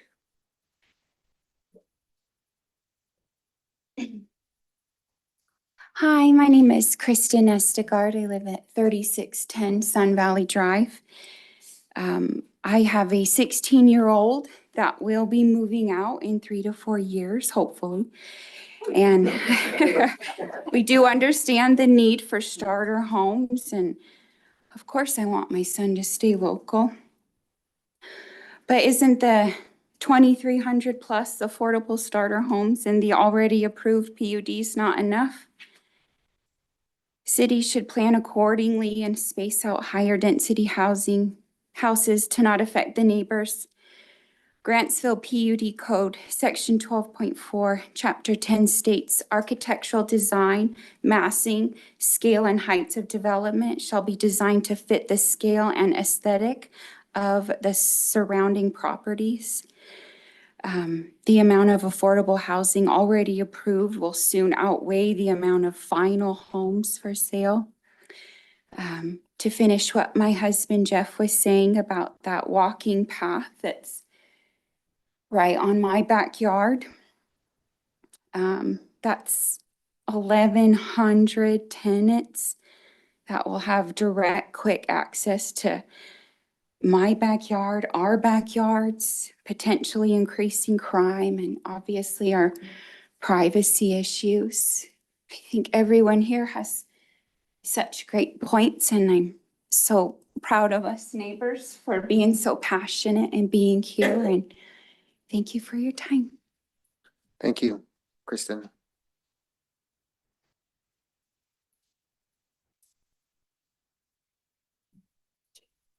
Is there anyone else that would like to make comment?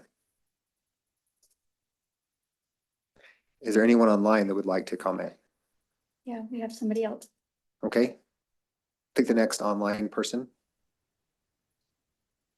Hi, this is Michelle Marriott. I live on Willow Street, so I'm a ways from this property.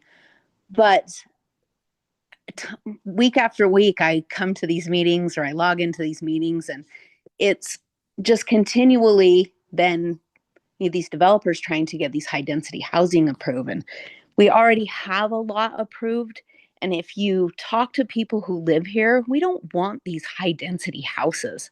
Like, they're building houses so fast. And it just seems like we just keep packing them in and packing them in, and we're going to need new schools and we're going to need all this new stuff, and our taxes are going to go up, and nobody can afford our taxes as they are. We moved here 4 years ago from Bountiful because we got pushed out of Bountiful because they kept building all these houses. And we had a subdivision almost just like this by our house, and it is a slum land now. And it's probably 15 years old, and it is seriously, it's so bad. So I've seen a project like this go bad, but I just think if you listen to everybody in town, I mean, there are a handful of people that, you know, want these smaller houses and this higher density. But if you talk to people, nobody wants this here. Everybody moved out here or has lived out here and enjoys the open space. And those of us that are really lucky to have open space don't want these, 20 houses in our backyard. So that's all I've got. Thank you, Michelle. Thank you. Is there anyone else online that would like to speak? Yeah. Or if you are, please raise your hand. Yeah, but I just let somebody in, so let me just make sure they don't wanna. Yeah, I think we're good. We want to speak in.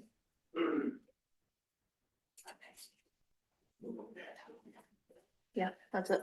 That's all online? Hello, thank you for letting us speak. My name is Stephanie Wheat. This is my husband, Chad Wheat. We're at 317 East Box Elder Drive. And we waited. We moved out here in 2019 and we waited 2 years because we did not want to move to a development. We wanted to be in an already existing home that wasn't going to put pressure on resources or take up someone's land. We wanted to be a part of the community without being a pull on the farming, and we wanted to just replace whoever left. And I understand wanting to live near your kids. But sometimes if those situations come up and we can't live, our kids can't move closer to us, sometimes the answer is to move out and closer to them. So we feel like, the taxes have gone up every year since we've moved here. But along with that, our homeowners insurance has gone up. And once the taxes go up, as everyone knows, they don't go back down. They go up and up and up. And I feel for the community and the people that are being taxed out of their homes. They may own their homes, but between the taxes and the insurance and even just the upkeep, general upkeep of their homes, they're having to leave. And maybe they don't have families to go to take care of them or to help. So I just ask, and also the crime, we came from West Valley City and we had a lot of high density things built up around our home. We moved there in 1974. And we went from tumbleweeds and farmlands to wall-to-wall houses and concrete. And it affected our kids. And we moved out here for a better life and to be a part of a community that wanted a better life for everyone. So even though it makes them money, the people that live here and have lived here for so long are not going to benefit from this. And you've already heard people come from other areas to come to Grantsville to get the peace that they're seeking, that they didn't have where they lived. So we oppose this. We don't live near this, but it's going to affect everyone. So we want to fight for the people that have to be close to things like this. So I thank you for your time. Thank you, Stephanie and Chad.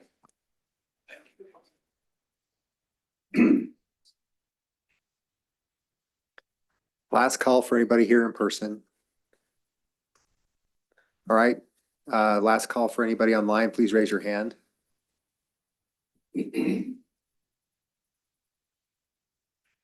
Okay, seeing no further public comment, I will close the public hearing portion of this. And we'll now turn it back to the commission for discussion. Gary, I'm going to start with you on this and a lot to think about here from what we've listened to tonight. I mean, I think the thing that still comes to my mind, which I thought a lot of people brought up, which I agree with, is just the traffic in and out of this area. I mean, Joe, you made mention that the state didn't warrant a stoplight here, which truly surprises me. I mean, with already how much traffic is coming in SR 138, I even see try to get out there. I'm surprised with a parcel this size potential that there's not a warrant there. Do you know in the traffic, did they take into consideration the other lots that have been approved through the city and county? I'll tell you this much, I'm not a traffic engineer, and so it's hard for me to stay why they do their things. I'll give Shelby, I think Shelby has it. I don't know if she has the UDOT version, but I'll give her everyone can look at it and determine what they found out. Shelby, can you also come up or just discuss for people here and everybody online as well, what's going on with our status of our traffic study and what's happening with that? Correct. So recently at the last city council meeting, the Grantsville City Master Transportation Plan was approved. It was recently pulled up on the screen earlier today. So that states that SR 138 and SR 112 are major arterial roads, and those are 117-foot right of way, which comes from each half of the side. Granted, those roads are controlled by UDOT. We also have a corridor agreement with UDOT in Grantsville City, controlling accesses, but ultimately it comes down to UDOT that will determine when a traffic study warrants a stoplight. And once we're, unfortunately, once we're past the conceptual stage and we're reviewing a preliminary or a final plan, that's when UDOT will determine if that traffic study warrants a stoplight or not. Or someone dies. Yeah. How many people? Why would we add to that? Parachute. That's a perfect example. Exactly. Why would we add to that? We're not here to add additional comments. I'm sorry, we had the public comment portion now. So to keep maintain order here, we're going to keep going. Thank you for answering that question, Shelby. Can you ask one more question that did come up when they talked about what the fire code was for those private lanes and whether that met that? And maybe that's a discussion between either Shelby or you can answer, Joe, but how was that designed and does that meet current fire code? Yes, it does. I know that the planning staff is an easy target because of what they do, but we started this a year ago and this has been nitpicked a ton. The mixed use zone allows up to 15 units per acre. And this project could have 10 packed townhomes together to meet. I mean, and you wouldn't have to get any deviations. It's allowed by law. It's not even a zoning change. The zoning's already in place. So in working with staff, we went back and sat down and developed this into what we thought was a great plan that wasn't townhomes. It wasn't a 10 pack. It wasn't this. And so we came up with single family detached homes. They are taxed. I don't know where I wish they weren't, I guess, maybe, but they're taxed just like every house out there. And so in going through this, we went through 3 renditions with the fire department. They reviewed this and did approve all of the alleyway access and everything that met their standards. So long story short, yeah, it's been approved by staff and by the fire department. Tooele Fire Department? Shelby, I think it was question, I mean, because a lot of it, I know we've had some other issues with this, with some permitting and stuff. How would the existing houses on Sunset, on Sun Valley Ranches with existing barns or existing stables, how will that affect, would they be grandfathered? I know that was brought up. That was a question I had. How would that work going forward with these potential townhomes or these potential houses being within 100 feet of a? No, that is a great question. So I do want to point out that they are actually in Twilla County and are not within Grantsville City. So the codes referenced for Grantsville City would not apply to this at this time. So I did pull up Twilla County's results here. Sorry. But this I got way too development many. would be in Grantsville. And so with Twilla County's land use ordinances, the chapter 14 and chapter 15 of the land use codes, the 100-foot setbacks wouldn't apply to theirs because they are in the county. And so their 100-foot setback that they're referencing would they would be vested already. They already have the animals. They would be vested. They are in the RR1 in Twilla County. Okay. Since it was brought up, the uses that could be here, could you clarify, Shelby?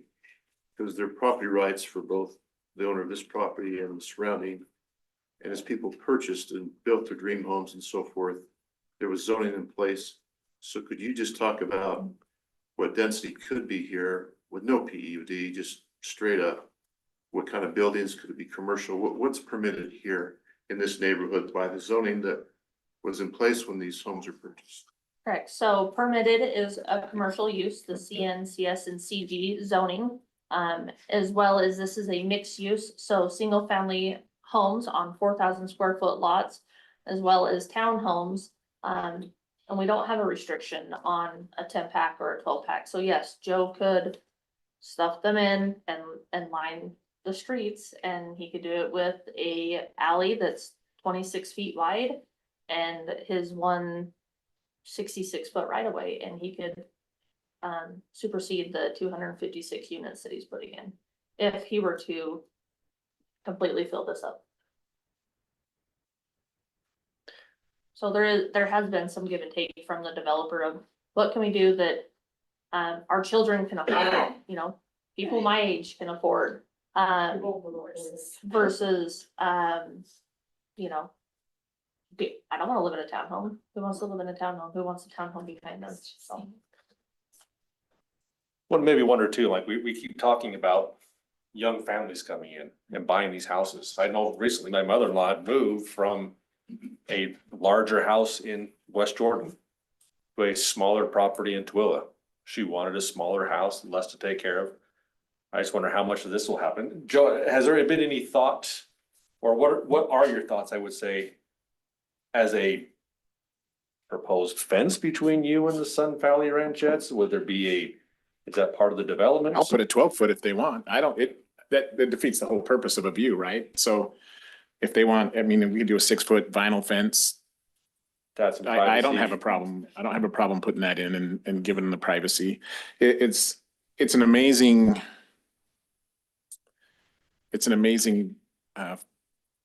thing that we deal with, right? Because it is an emotional thing, and you can't argue with the passion and stuff that people have. But we've worked really hard to make a project that kind of meets the needs of what's immediate in our community, and still make it so it's, you know, it's appealing. But it's not. I get it. It's not appealing to everybody. It really isn't. Mm-hmm. But sure, townhomes aren't appealing.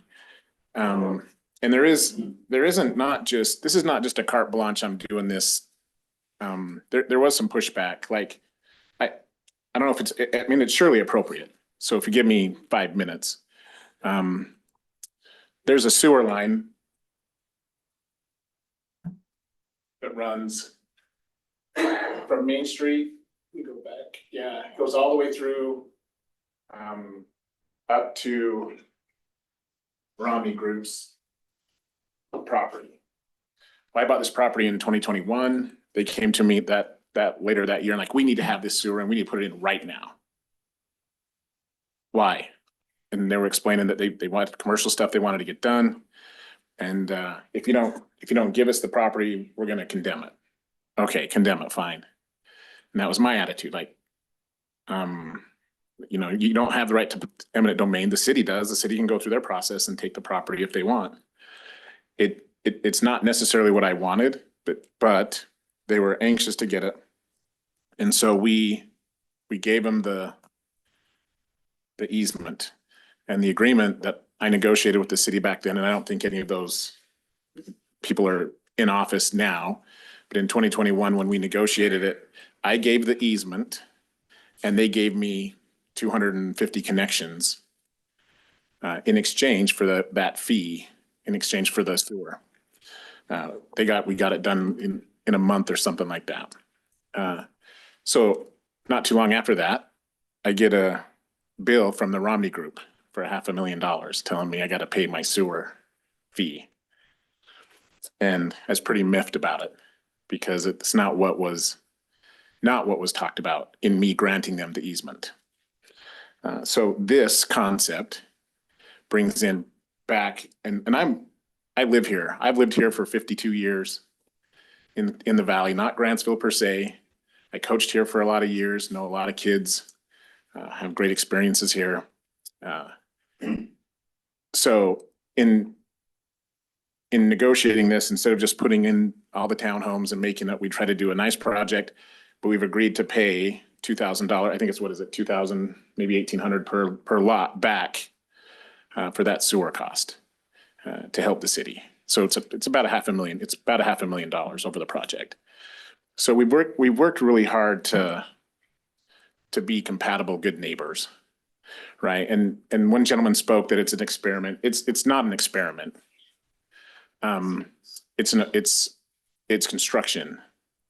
We're not reinventing the wheel. We're doing it just a little bit different and allowing people to have a little bit more flexibility in what they build and how they can build. We want them to be able to live here and build a garage or do it. But just like everybody else, they do have their freedom. Once they buy the home, if the market goes up, they can sell that home and benefit from the equity, just like everybody here. There isn't a single person today that would sell their home for the same price they bought it for. So the key is not to bury people in affordability. It's to help them become and do something different. So, I mean, I appreciate it. And there is a whole backstory of other stuff that we don't ever get into in these things. But I promise the water's been completely vetted. We have all of the irrigation rights we need. We have all the sewer capacity we need. We have all those things have been done in the year it has taken to get here. So it's not like we're going to put this in and shove it down people's throat. That's not the case. We want to be good neighbors. We'll put in a fence. I don't know what the restriction is, 6 feet, 8 feet, probably 6 feet. 7 foot is max. 7 foot. Without a building permit. Still isn't gonna So- be really good. So, I mean, if that's the thing. So it's not like I said, it's really hard to fight emotion I'm not trying to fight emotion. I'm just trying to give you the Paul Harvey rest of the story. Can you speak to I know one of the comments came out about the smallest size of the lot and the smallest size of the home. Can you clarify what that is? The smallest size of the home, I think, is a 1,200 foot, 3-bedroom, 2-bath base. We call it a base. On what size of lot would that be? That's the lot. I don't know for sure. It's on our drawing. Let's see if it's here.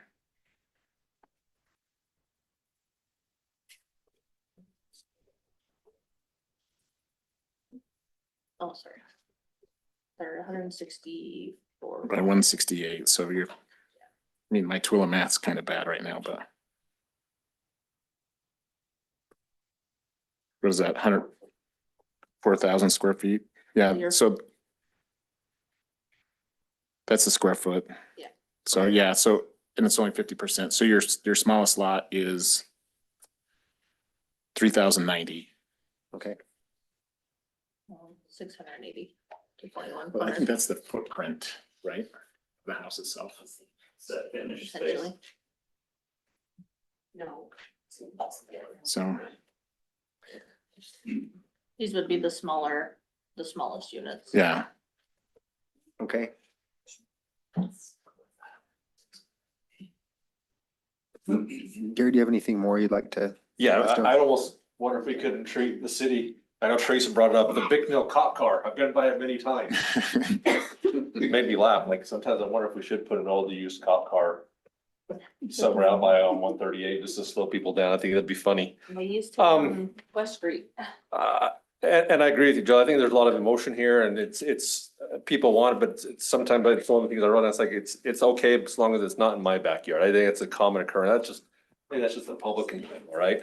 Like I tell people, hey, you need to put this somewhere else. Well, then it's okay if it's in somebody else's backyard, but not your backyard. I agree. I've got a son right now with I got a son and daughter-in-law and a 2-year-old grandbaby who's living in a basement apartment. Bless my mother-in-law's heart, who moved into a smaller house. She finished her basement, and that's all they can afford because everything else is going for 500,000 plus.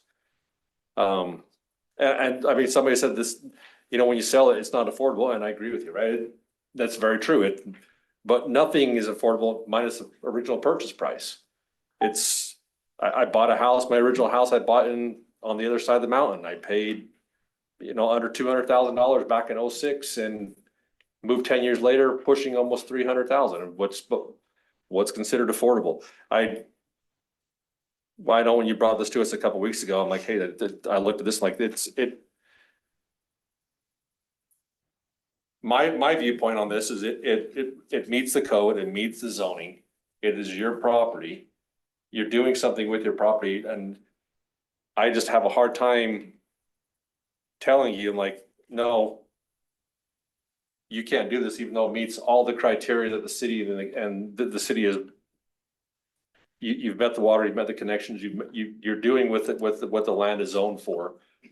I know people are gonna probably hate me for this, but I have a hard time telling the property owner, if you've met the minimum requirements for what is the property is used for, how can I tell you no?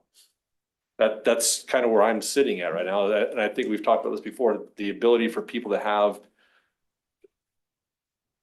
affordable options is extremely limited, not only in Tooele County, but even through the Salt Lake Valley. And we're becoming more and more of a bedroom community as we grow. I mean, it's as much as I kind of fight, I no longer think we are a rural community. I think as Salt Lake's growing, and we become more of a bedroom community. I think we're Harriman 20 years ago. It's good, bad, or indifferent, but I think that's where we're heading. And like I said, I'm in construction. I've seen new house build. It's not a new concept, but maybe this is, it's to your point, it's different. I guess I just go back to my final, I'll leave this like I said, it meets all the requirements. I don't know how we can not give a recommendation forward. That's what I got. That's all I've got. Thanks, Gary. John. Well, there's a lot of motion. I respect it. And, but there are facts that the ground is zoned a certain way. When you bought the property, it may not have been zoned that way, but there's a legislative process where it gets rezoned. The fact is it's zoned what it is today. So this landowner has his rights and you have your rights. We need to respect them both. So we're trying to reach that balance. But when you bought the property, you bought it with the potential of this happening. You may not have known it, but that was your responsibility to find that out and to be aware of it. So it's not a reason now for us to say no to another property owner when they have their same rights you do. And it is what it is. It could be much more dense. It could be much more commercial than is being proposed here. And there's nothing anyone can do about it as long as it complies with these existing zoning that's there. So that is a fact. It's not one that's maybe comfortable for everybody, but that is a fact. I've also heard about, we want to treat others how we want to be treated and so forth. But we can't just forget about the people who are trying to find a place that is affordable. And there is nothing else in Grantsville that would be this affordable. We have hardly any apartments given our population in relative to other cities in Grantsville. This could be a bunch of apartments. Typical apartments are 18 units per acre density. We're talking about 8, I think, in this case. So if we want to just pretend like those people don't exist, they can't afford this, and maybe they'll struggle and so forth, but they deserve a place in our community. And so I don't see how we can just ignore this need and ignore the rights of this property owner. And so I'm with you. I feel the same way. I haven't made up my mind. I clearly voiced some support for this because it's something that we need. So we have listened to you. And haven't made up our minds up front. And so I think we've heard the public today. But we have to respect the rights that are of everybody. That's all I have. Thank you, John. One thing I wanted to clarify, Shelby, and I'm going back through some of my notes from some of the comments. Can you talk through what the planning is going into with the new sewer plant? I know it's a hot topic because people aren't excited about a new impact fee, but one of the questions was, can our new sewer system support growth? And the comment was, we're going to have, 1,100 plus units coming in here. What does that look like? And how does that work within the new sewer system that we're designing and building? Correct, yeah. So our new sewer system would be able to handle this growth, plus what is currently vested. Now, if we came to a time where we're transitioning between our old system and our new system, we could hold building permits and stop those until that time came. But that's last case scenario, and if we were past our capacity. Well, and remember, these were given that vested right in 2021, before all of this stuff came in, was our service agreement. Sure. Part of my interest in bringing that up was so the public can understand that this isn't just something where we've designed a system that's only working for today's problem, not with future growth and plan. I will go back on a couple of things. I took a lot of notes, and I take exception to the comment that at least for myself, that our decisions is made. We really have to look at everything that's going on here, and we do have to work as a planning commission to focus on facts. And we call it that NIMBYism, or I love, we heard the comment several times, I love growth, but I just don't want it right next to me. It is something we have to balance. It is passionate, and people don't want something different around them, and we get that. That isn't something that we can work against or we can understand that. And it's the same thing I think all of us would feel given if it was next to our house. But we do have to look at what we're doing as far as with the city ordinances. And if I counted right, we had 23 different people that commented. I'll tell you, thank you for coming out. I think this is amazing and awesome, partly because it helps us make a really informed decision. But I would invite every one of you, and I already said this once before, but go out to the city council meeting. This is just one part. We look at this, and you have city council representation here. They have to go through the same process and listen to this. We have to go back through and look at how does the city protected? How is a developer, how is a landowner protected with what they have and what they can and can't do, to what I think you articulated well, Gary. And so that's the part that we have to go against. And we're kind of the whipping post for the city. And we are volunteers that come here and try to look at how we best build that plan. Things I'm looking at right now, I think this meets the intent of the zoning requirements within this parcel of land. We do have, I know there was a mention about HB 184. I believe that failed in part because the state was trying to take control over what the cities could do. Not just that they couldn't build things, but the state was going to say, we're going to relegate it and tell you, the cities, what you can and can't do in your own city. And so that's where a lot of that hang up came. Not that we wanted to maintain that control and look at it from a case by case basis, which is what we're doing tonight. So I can't, for what we've looked at here, I can't find fault with what we're trying to do and what, Joe, you're asking for in this situation, because it is compliant with what we're seeing here within the city, and that's where I'm coming from. But I really want, and then please go out to the city council meeting and voice your concerns, because that's where your elected officials can hear more of your passion and what that comes into play.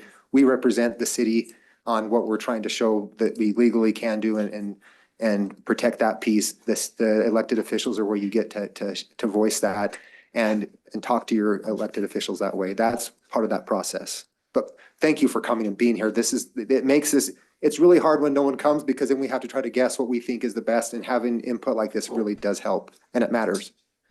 Can I make a correction? There's actually 24 if you include Chad and Stephanie. Oh, so Grantsville math, I guess. But And I would just say too, we're not ignoring the feelings. It's the ship has sailed on some of that. The zoning is in place. The rights are there, and there's nothing we can do about it. So They're changing. okay, comments were over. I'm sorry. We're done with comments now. 20 foot. Now you're gonna You allow. guys- Hey, if you guys want to comment, you can talk outside, but this is our working group now, and the public comment is over. I'm sorry that ship has sailed. Okay, That being said, if we have no other comments, I'll entertain a motion. I move to recommend approval to the city council for the proposed plan unit development for the Alington subdivision parcel 01-059-0040 and subsequent numbers to 039. Located in the mixed use zone approximately 940 east and SR 138, presented to the staff with the following modifications. Joe, I would propose that we include a privacy fence between you and the Sun Valley Ranchettes. That'd be my modification. Since we just paid for privacy fence, can we have trees instead? We have trees for part of our fence. No, I Instead of- love We're not trees. commenting. I'm fine with you. I love Okay. trees. So. Okay, thanks. At least I put trees. I think I would approve that with that following modification. Second. Okay. Lots of All right. trees. Motion is here. I'll entertain a vote. Thank you, John John. Montgomery, aye. Aye. Romero, aye. Aye. Okay, Can we take just 1 second refuse to be and let the crowd clear before? can we ask, move forward? I'm sorry, can we ask you please to step out if you'd like to discuss things? Thank you. Just so that we can hear motions and get it on recording as well. So the motion was to approve. All of us voted in the affirmative. The motion carries. Before we move to the next one, I'm going to propose we take a 5-minute break. We'll come back at 9:36. That works.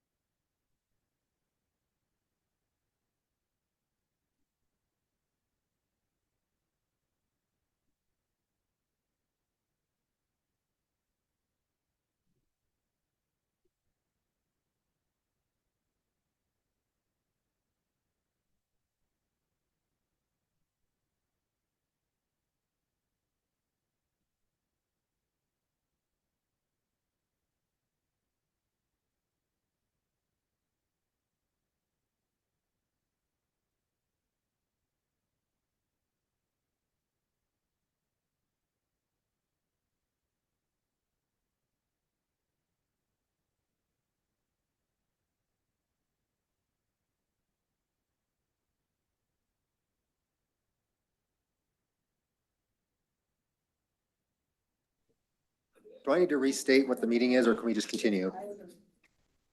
Since we stopped the recording. We're back in session. Okay, the Planning and Zoning Commission meeting on January 7th is back in session.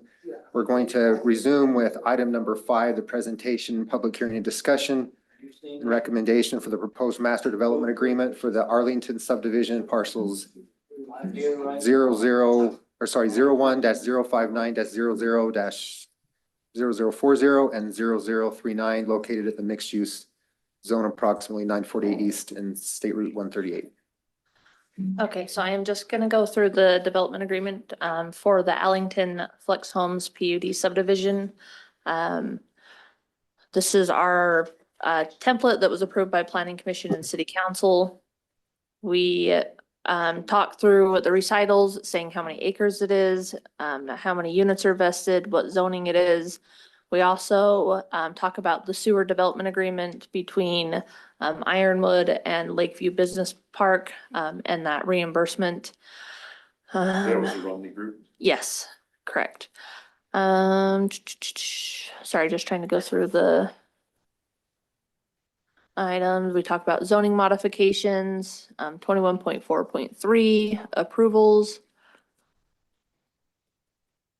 So the infrastructure improvement, so the developer shall construct each phase within 2 years of approval.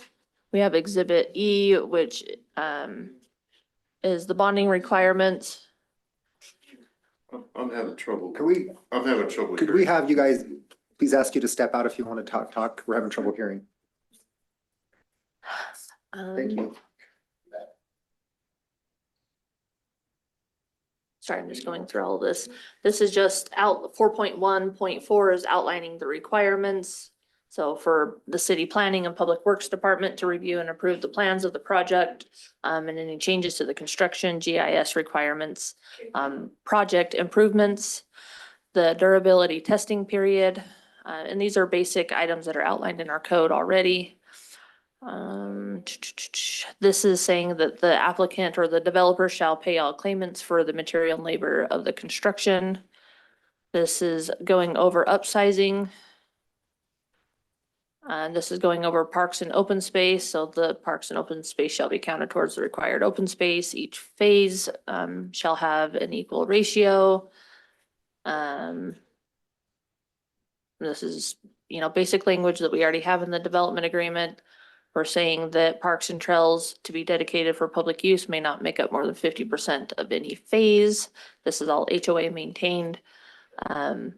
This is going over the homeowners association, the fees that are required. If the homeowners association were to disband, they would need to continue to pay to assist the city in maintaining this defaults.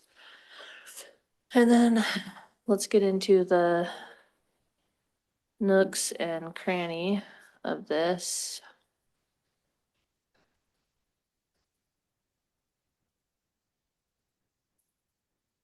So Exhibit B is the depiction of the project that we've all seen.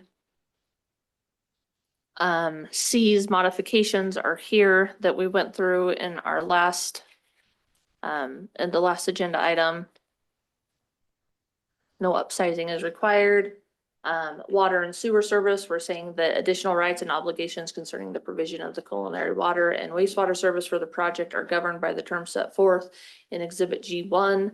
And then G2 is saying that the total RDA needs to be paid back, and he needs, which is a total of $495,000, and he has to pay it back, all of it by the last 10 building permits, or it's being withheld, and he needs to pay a total amount of $2,021.73 per unit. Here's the water and service agreement. This was the agreement that Joe had referenced back in 2021. And so we have updated this and revised it. Sorry, my computer keeps lagging. So that's what I got for you. The discussion we had just briefly then on, we talked about this during this break, where in Farmington, we had it was a deed restriction that the buyers of any property acknowledge the presence of animals and so forth. So how did we, I'm sorry, I didn't quite catch all that. How did we get over that? So under our nuisance definition, under our muni code, our definition excludes the agricultural production component that some cities may, or some residents may find to be otherwise a nuisance by way of smell and flies and things of that nature. So long as agricultural production is being done in a way that is within the confines of sound agricultural practices, that is specifically excluded from the definition of a nuisance under our code. And so that is how the city has chosen to address, where perhaps a new resident comes in and doesn't like the smells and sounds and view of the agricultural production. That in itself cannot be considered a nuisance. We also reference on the plats, the right to farm, and so we do kind of reference that language Tyson has mentioned on the plat, saying that the surrounding areas do have the right to continue with agricultural use. Do we still potentially have a gap if they're not technically producing on the property? Just that's where the livestock is housed. Is there still something we should do to cover that, just to make sure, or do we think the 1211 covers that good enough? They just own a horse that they ride once, or don't even ride, I don't know. Maybe there's a gap. I don't see a gap in there. Okay. I think that the definition covers, because it's not only agricultural production, but it specifically details livestock, livestock products. So these residents aren't gonna be subject to all these complaints. But I agree with you, John. I think this should be something that should be noted with each buyer as you're going over. I assume if they get the HOA, you've got to sign all the CC&Rs. This should be a part of this, that, hey, there is these properties that are already existing that you're buying next to, and this is, As is, whereas. you're forfeiting this right for a nuisance complaint because of this city code. Oh, It could be done that way. It would be belt and suspenders, I guess. But if we feel like our recommendation to the city council is if we just feel like we've got in place whatever, so that these people who are grandfathered in don't have these numerous complaints from residents. I don't know how you would do it, but when we've had real estate, well, my real estate agent said this is horse property, when in reality, the zoning, and with the setbacks, it's not. Yeah, I've just seen it in the way we handled it in Farmington. It was recorded on record. So when you looked at your title commitment to purchase, you saw, hey, you're acknowledging when you buy this property that there may be animals. It's also sometimes for commercial noise if you're downtown Salt Lake or other things, I realize there's a mall, I'm living in a mall or whatever, So, but if we think we're covered with ordinance, I guess I just want to make sure we aired that. Yeah. Can you require that a title still? I still think redundancy of this would be beneficial. Yeah, you could put it on title that anyone who buys one of these units, it's. Should that be part of the MBA or no, or is that? That could be a modification we could ask for. I don't see a reason why that couldn't be worked in there, as far as the, it would be something we want to put on the plat, I think. Yeah. This is, and I'd be interested to see the language that you're.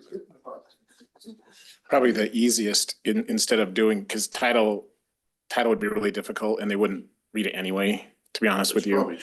But the best place to do it is require us to put it in our seller's disclosures. And they'll sign those seller disclosures. So that'd be your initial sell, but would that be subsequent sells? That's a good problem.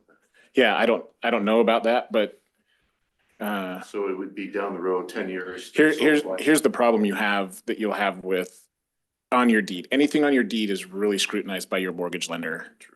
And they're going, wait a minute, you don't have full rights to this because there's this, they call it an encumbrance, right? There's an encumbrance on your title. Excuse me, can we stop? Can we just ask this gentleman to not talk anymore? I'm just really having trouble hearing with him talking, So I for me, like color of title, clear title is really important when you're selling real estate. So anything on the deed. So if you put it anywhere else, I'm fine with it. Deeds are really hard for mortgage companies to overlook when.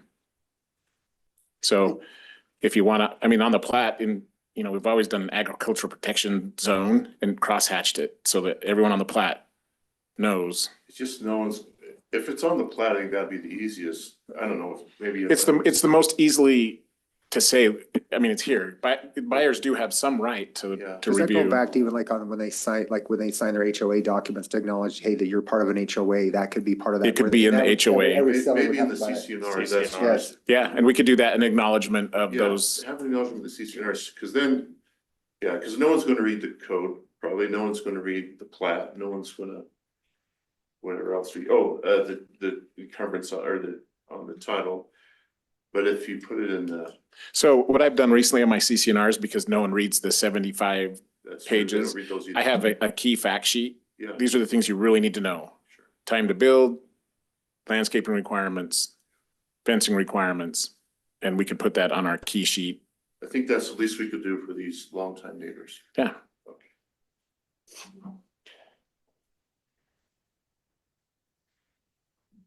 It's actually, I think, a good compromise to make sure we protect those people around them. Yeah.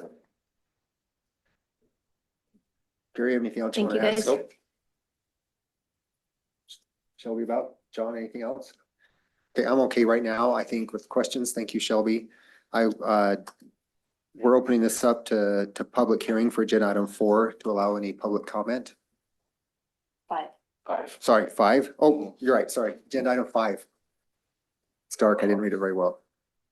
Hi there, it's Dylan Nash, 3654 Sun Valley Drive again. So appreciate you taking our property rights into consideration, bordering that. I'm not sure I understood what was discussed exactly. If someone doesn't have an animal on their property currently, and then this takes place, and then wants to have an animal later, how does that work out? Is that it's only if you're currently exercising that right that it's protected, or there's some, I should say protected, but there's consideration for it? Or is it, how is that determined? Like, is that something that we could say, hey, these are currently the rights of, or the options for the property bordering, and it's for everyone. We could get it into writing and say, hey, these are the things that anyone could do in any of the properties bordering this, and they may or may not be doing it right now, but they might want to in a year. After that, they flip the camera around to show us. Yeah, Dylan, we can't engage you with. Oh, okay, but I'm we sorry. will take your concerns noted. We will address it. Thank you. Bring it Okay. up. I'm That's what we're sorry, I'm here new for. to this. No, So, you're doing the right thing. We can't engage you right now, but we will take care of it. We'll discuss it. okay, yeah, I just would like to make Thank sure you. that there's something that's done about existing property rights, so that the people affected by this have some assurance there that more than just beyond the initial, when the property's sold at that moment. So, thanks. Thank you, Dylan. If you want to come to my office or give me a call, I'm happy to answer your questions. Is there any other public comment? How about online? Anybody, please raise your hand if you'd like to comment. Okay, no one online has indicated they want to discuss anything. I will see no further interest. I will close the public comment period and return this back to the commission for discussion and consideration. I think the question now goes to Tyson, how would that work? Speaking to Dylan's question about future animals, would that still be covered? Well, there's some interesting things at play when considering I think that a lot of that area is in the county, not in the city. And so we don't have a right to regulate what goes on in the county. And so the county's rules are what are going to control what goes on their property. Some of the rules that the city has as far as bringing in large animals requires a certain radius from an existing structure. So for example, if one of these new homes wanted to somehow the lot size found itself in such a configuration that it was the right distance and the radius was there, they would have to respect the distance between the residential home that is existing in the county and the large animal, where that will be kept on their side of the fence. I don't think that it's conceivable that a large animal would fit on one of these lots, but to that end, these are the county rules that are at play here.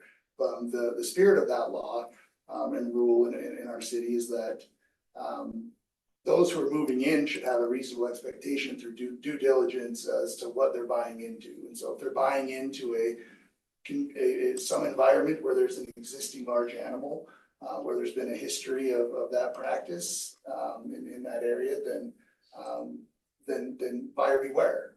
But if someone has bought in and suddenly this new agricultural practice comes very near to their residential home, that's what they're trying to protect against. Our aim of our ordinance is trying to protect the existing homeowner from some new impact or use that may come to interfere with their quiet enjoyment. So I have a thought, still in the CCNRs, if we had an acknowledgement, because it isn't in the city, so our code, that we've talked about, wouldn't necessarily apply, it could be annexed in time or whatever, but if we just have acknowledgement in the CCNRs that there are animals, in this area, and they're subject to Grantsville City and county regulation, and they acknowledge that. And that, so that, I think I know where you're going, and I like it. The problem is, I don't, they're gonna say, who are we to Twilla County or to Grantsville City? they have to consider both, it could be subject to either. So what we've done to mitigate this is in that key sheet, the property owner has animal rights until they don't from the municipality that governs them. Yeah. And then after that, if you have horses and your animal rights are taken, you're still grandfathered in. But if you don't have animal rights at that time that the city takes those away, you can't put new ones on. Does that make sense? Yeah, so I don't know that we get into that nuance, just that they would acknowledge in the CCNRs that there is an ordinance both in the county and the city that may apply, and they need to make them, they're being buyer beware that though they exist and there are animals there. We'd probably have to reference, we'll reference both codes in the CCNR so that in some kind of an appendix, I guess. And that they've acknowledged that they've reviewed those. At least they're aware of it. Are they, could we say something that it abuts up to areas that They'd have to be an land adjoining. that historically or has the option to have livestock or animals? And so it's not specific to saying what the current code says, but that they acknowledge that is an option. Because I think, to Dylan's point, I think protecting them and keeping them from someone coming and saying, hey, I don't want you to have a horse there because now I live here is not. No, I not fair to agree anyone. with you. So I just yeah. want to make it very clear. We're not speaking to their rights, just that they exist and they acknowledge that. Yeah. So did you get that? Because I didn't. Okay. Okay. All right. Good Thanks. with that? Yeah. All right. Anything else? No. John, Gary? Nope. Okay. You're okay. I'm gonna make a motion this time. I did, if you guys, one of the things I did read, and I know you have in here, Shelby, some recommendations that I'd like to try to include in here. We can either state them or have them just be part of the record that's already here. But these were basically saying that I'm gonna make a motion to approve, but that we continue with all these staff recommendations as well. Do I need to state them or can I just say that they're listed? As outlined in the staff report. Okay. Okay, I will make a motion that we approve for recommendation, the master development agreement for the Alington subdivision on parcels 01-050059-0-0040 and 01-059-0-0039 located in the mixed use zone approximately at 948 East and State Route 138 as presented by the staff report, including the recommendations that they listed in the report. And do we want to add in the inclusion of CCNR? Yes. So we also include that they include in the CCNRs, the seller's disclosure that they will be in the proximity or whatever we stated previously in that discussion. And then also we talked about that they would place a fence around the subdivision. I think a fence between the Sun Valley. Sun Valley, yes. Fenced on the eastern or the western section of that. Yes, so probably the western and southern section, because those border homes, do you have a fence height? and I'd say material? between 6 and 7 feet. No less than 6 feet. Say no less than 6, no more than 7. Can we identify when it has to be put in? So with each phase that's built, same fence, but like you're not gonna go put the whole entire fence in. I think that's a. To match the phasing. With the problem you have, Commensurate with the phasing. yeah, okay. Okay, commensurate with the phasing. Good call. That was a long ad hoc A second. recommendation. Okay, Well, it's a recommendation after Yeah. all, so if they can gather all that and they can decide what they. all right. I second the motion. All, thank you. All in favor? Aye. Aye. All right, that motion passes unanimously.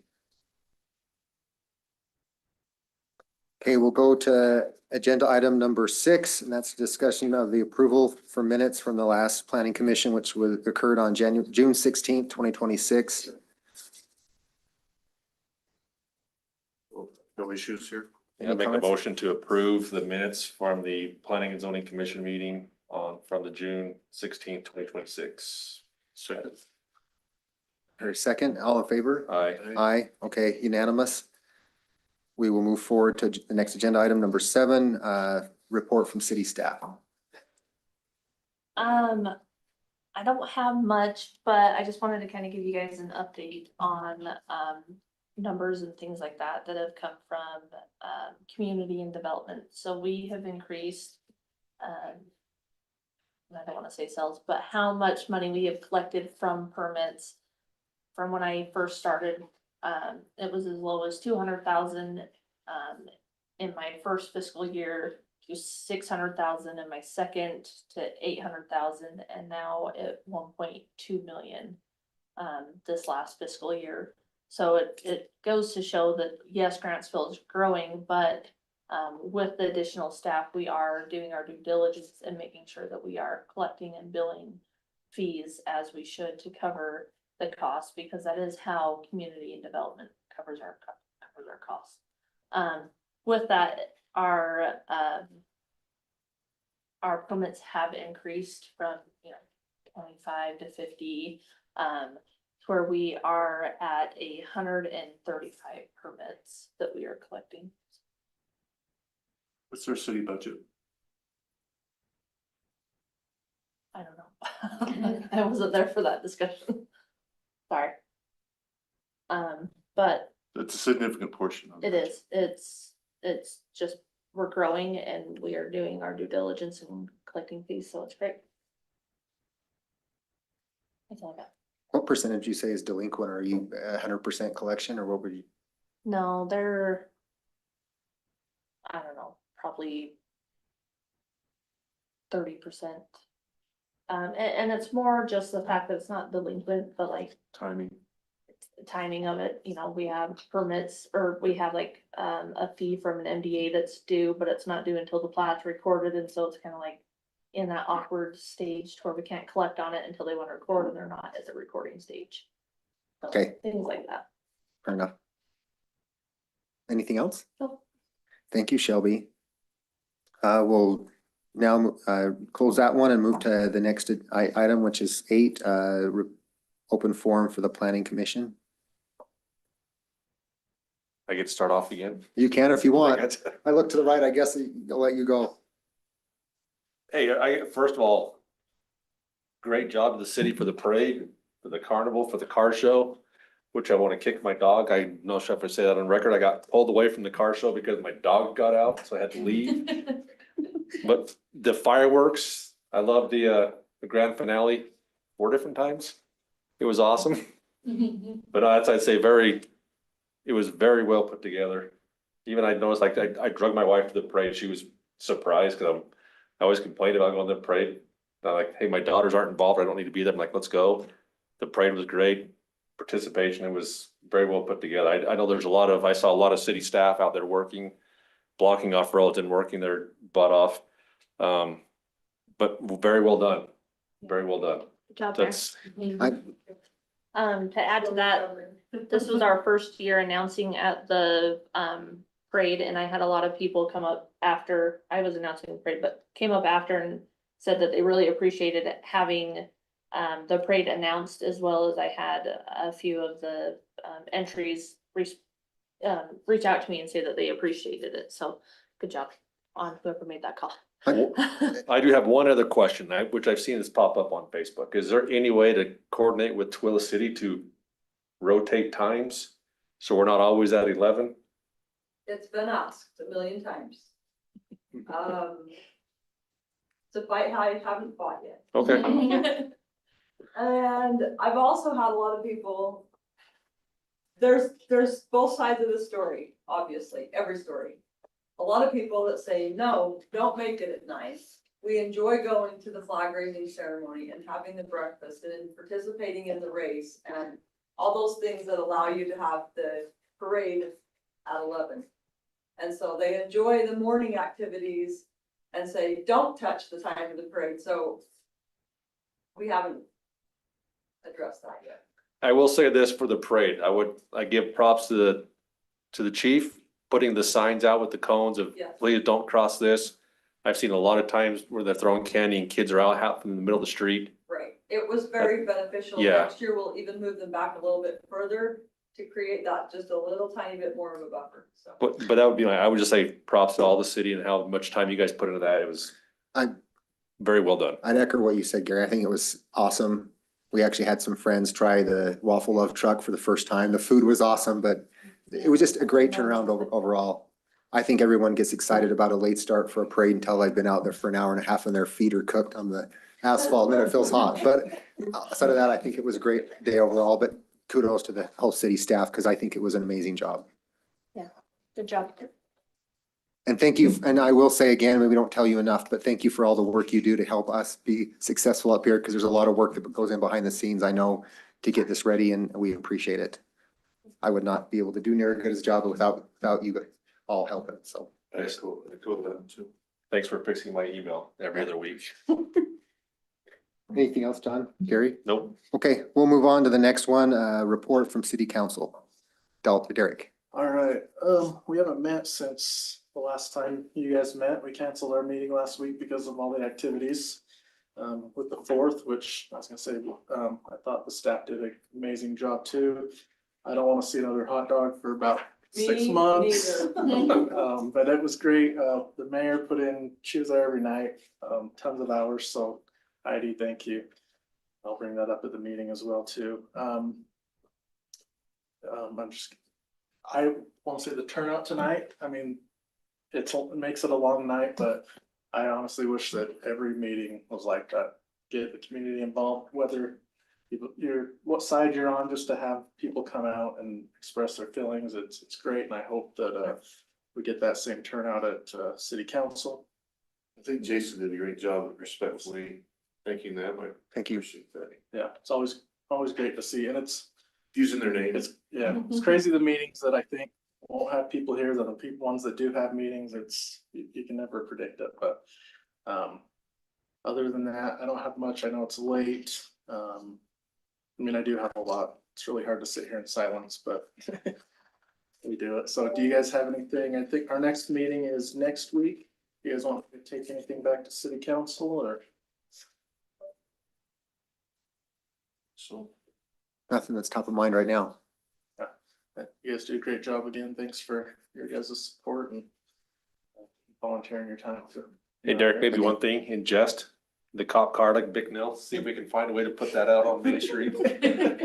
I do think that'd be funny. I fall for it every time I go through there going to Torrey and Grover. I go through, I'm like, oh, there's a cop, I'm like, got me again. It's funny. It's when I I was figured the locals would catch on, but maybe. Oh, we don't. don't. when I was serving hot dogs, I had another lady come up to me and say the exact same thing, but about West Street.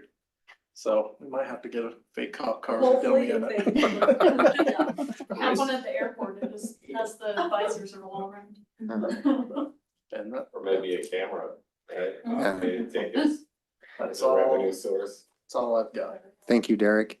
Okay, if there's no further business, I'll entertain a motion to adjourn. I move to adjourn. Second. All right, we're out. Thanks, guys. Shelby. Finally.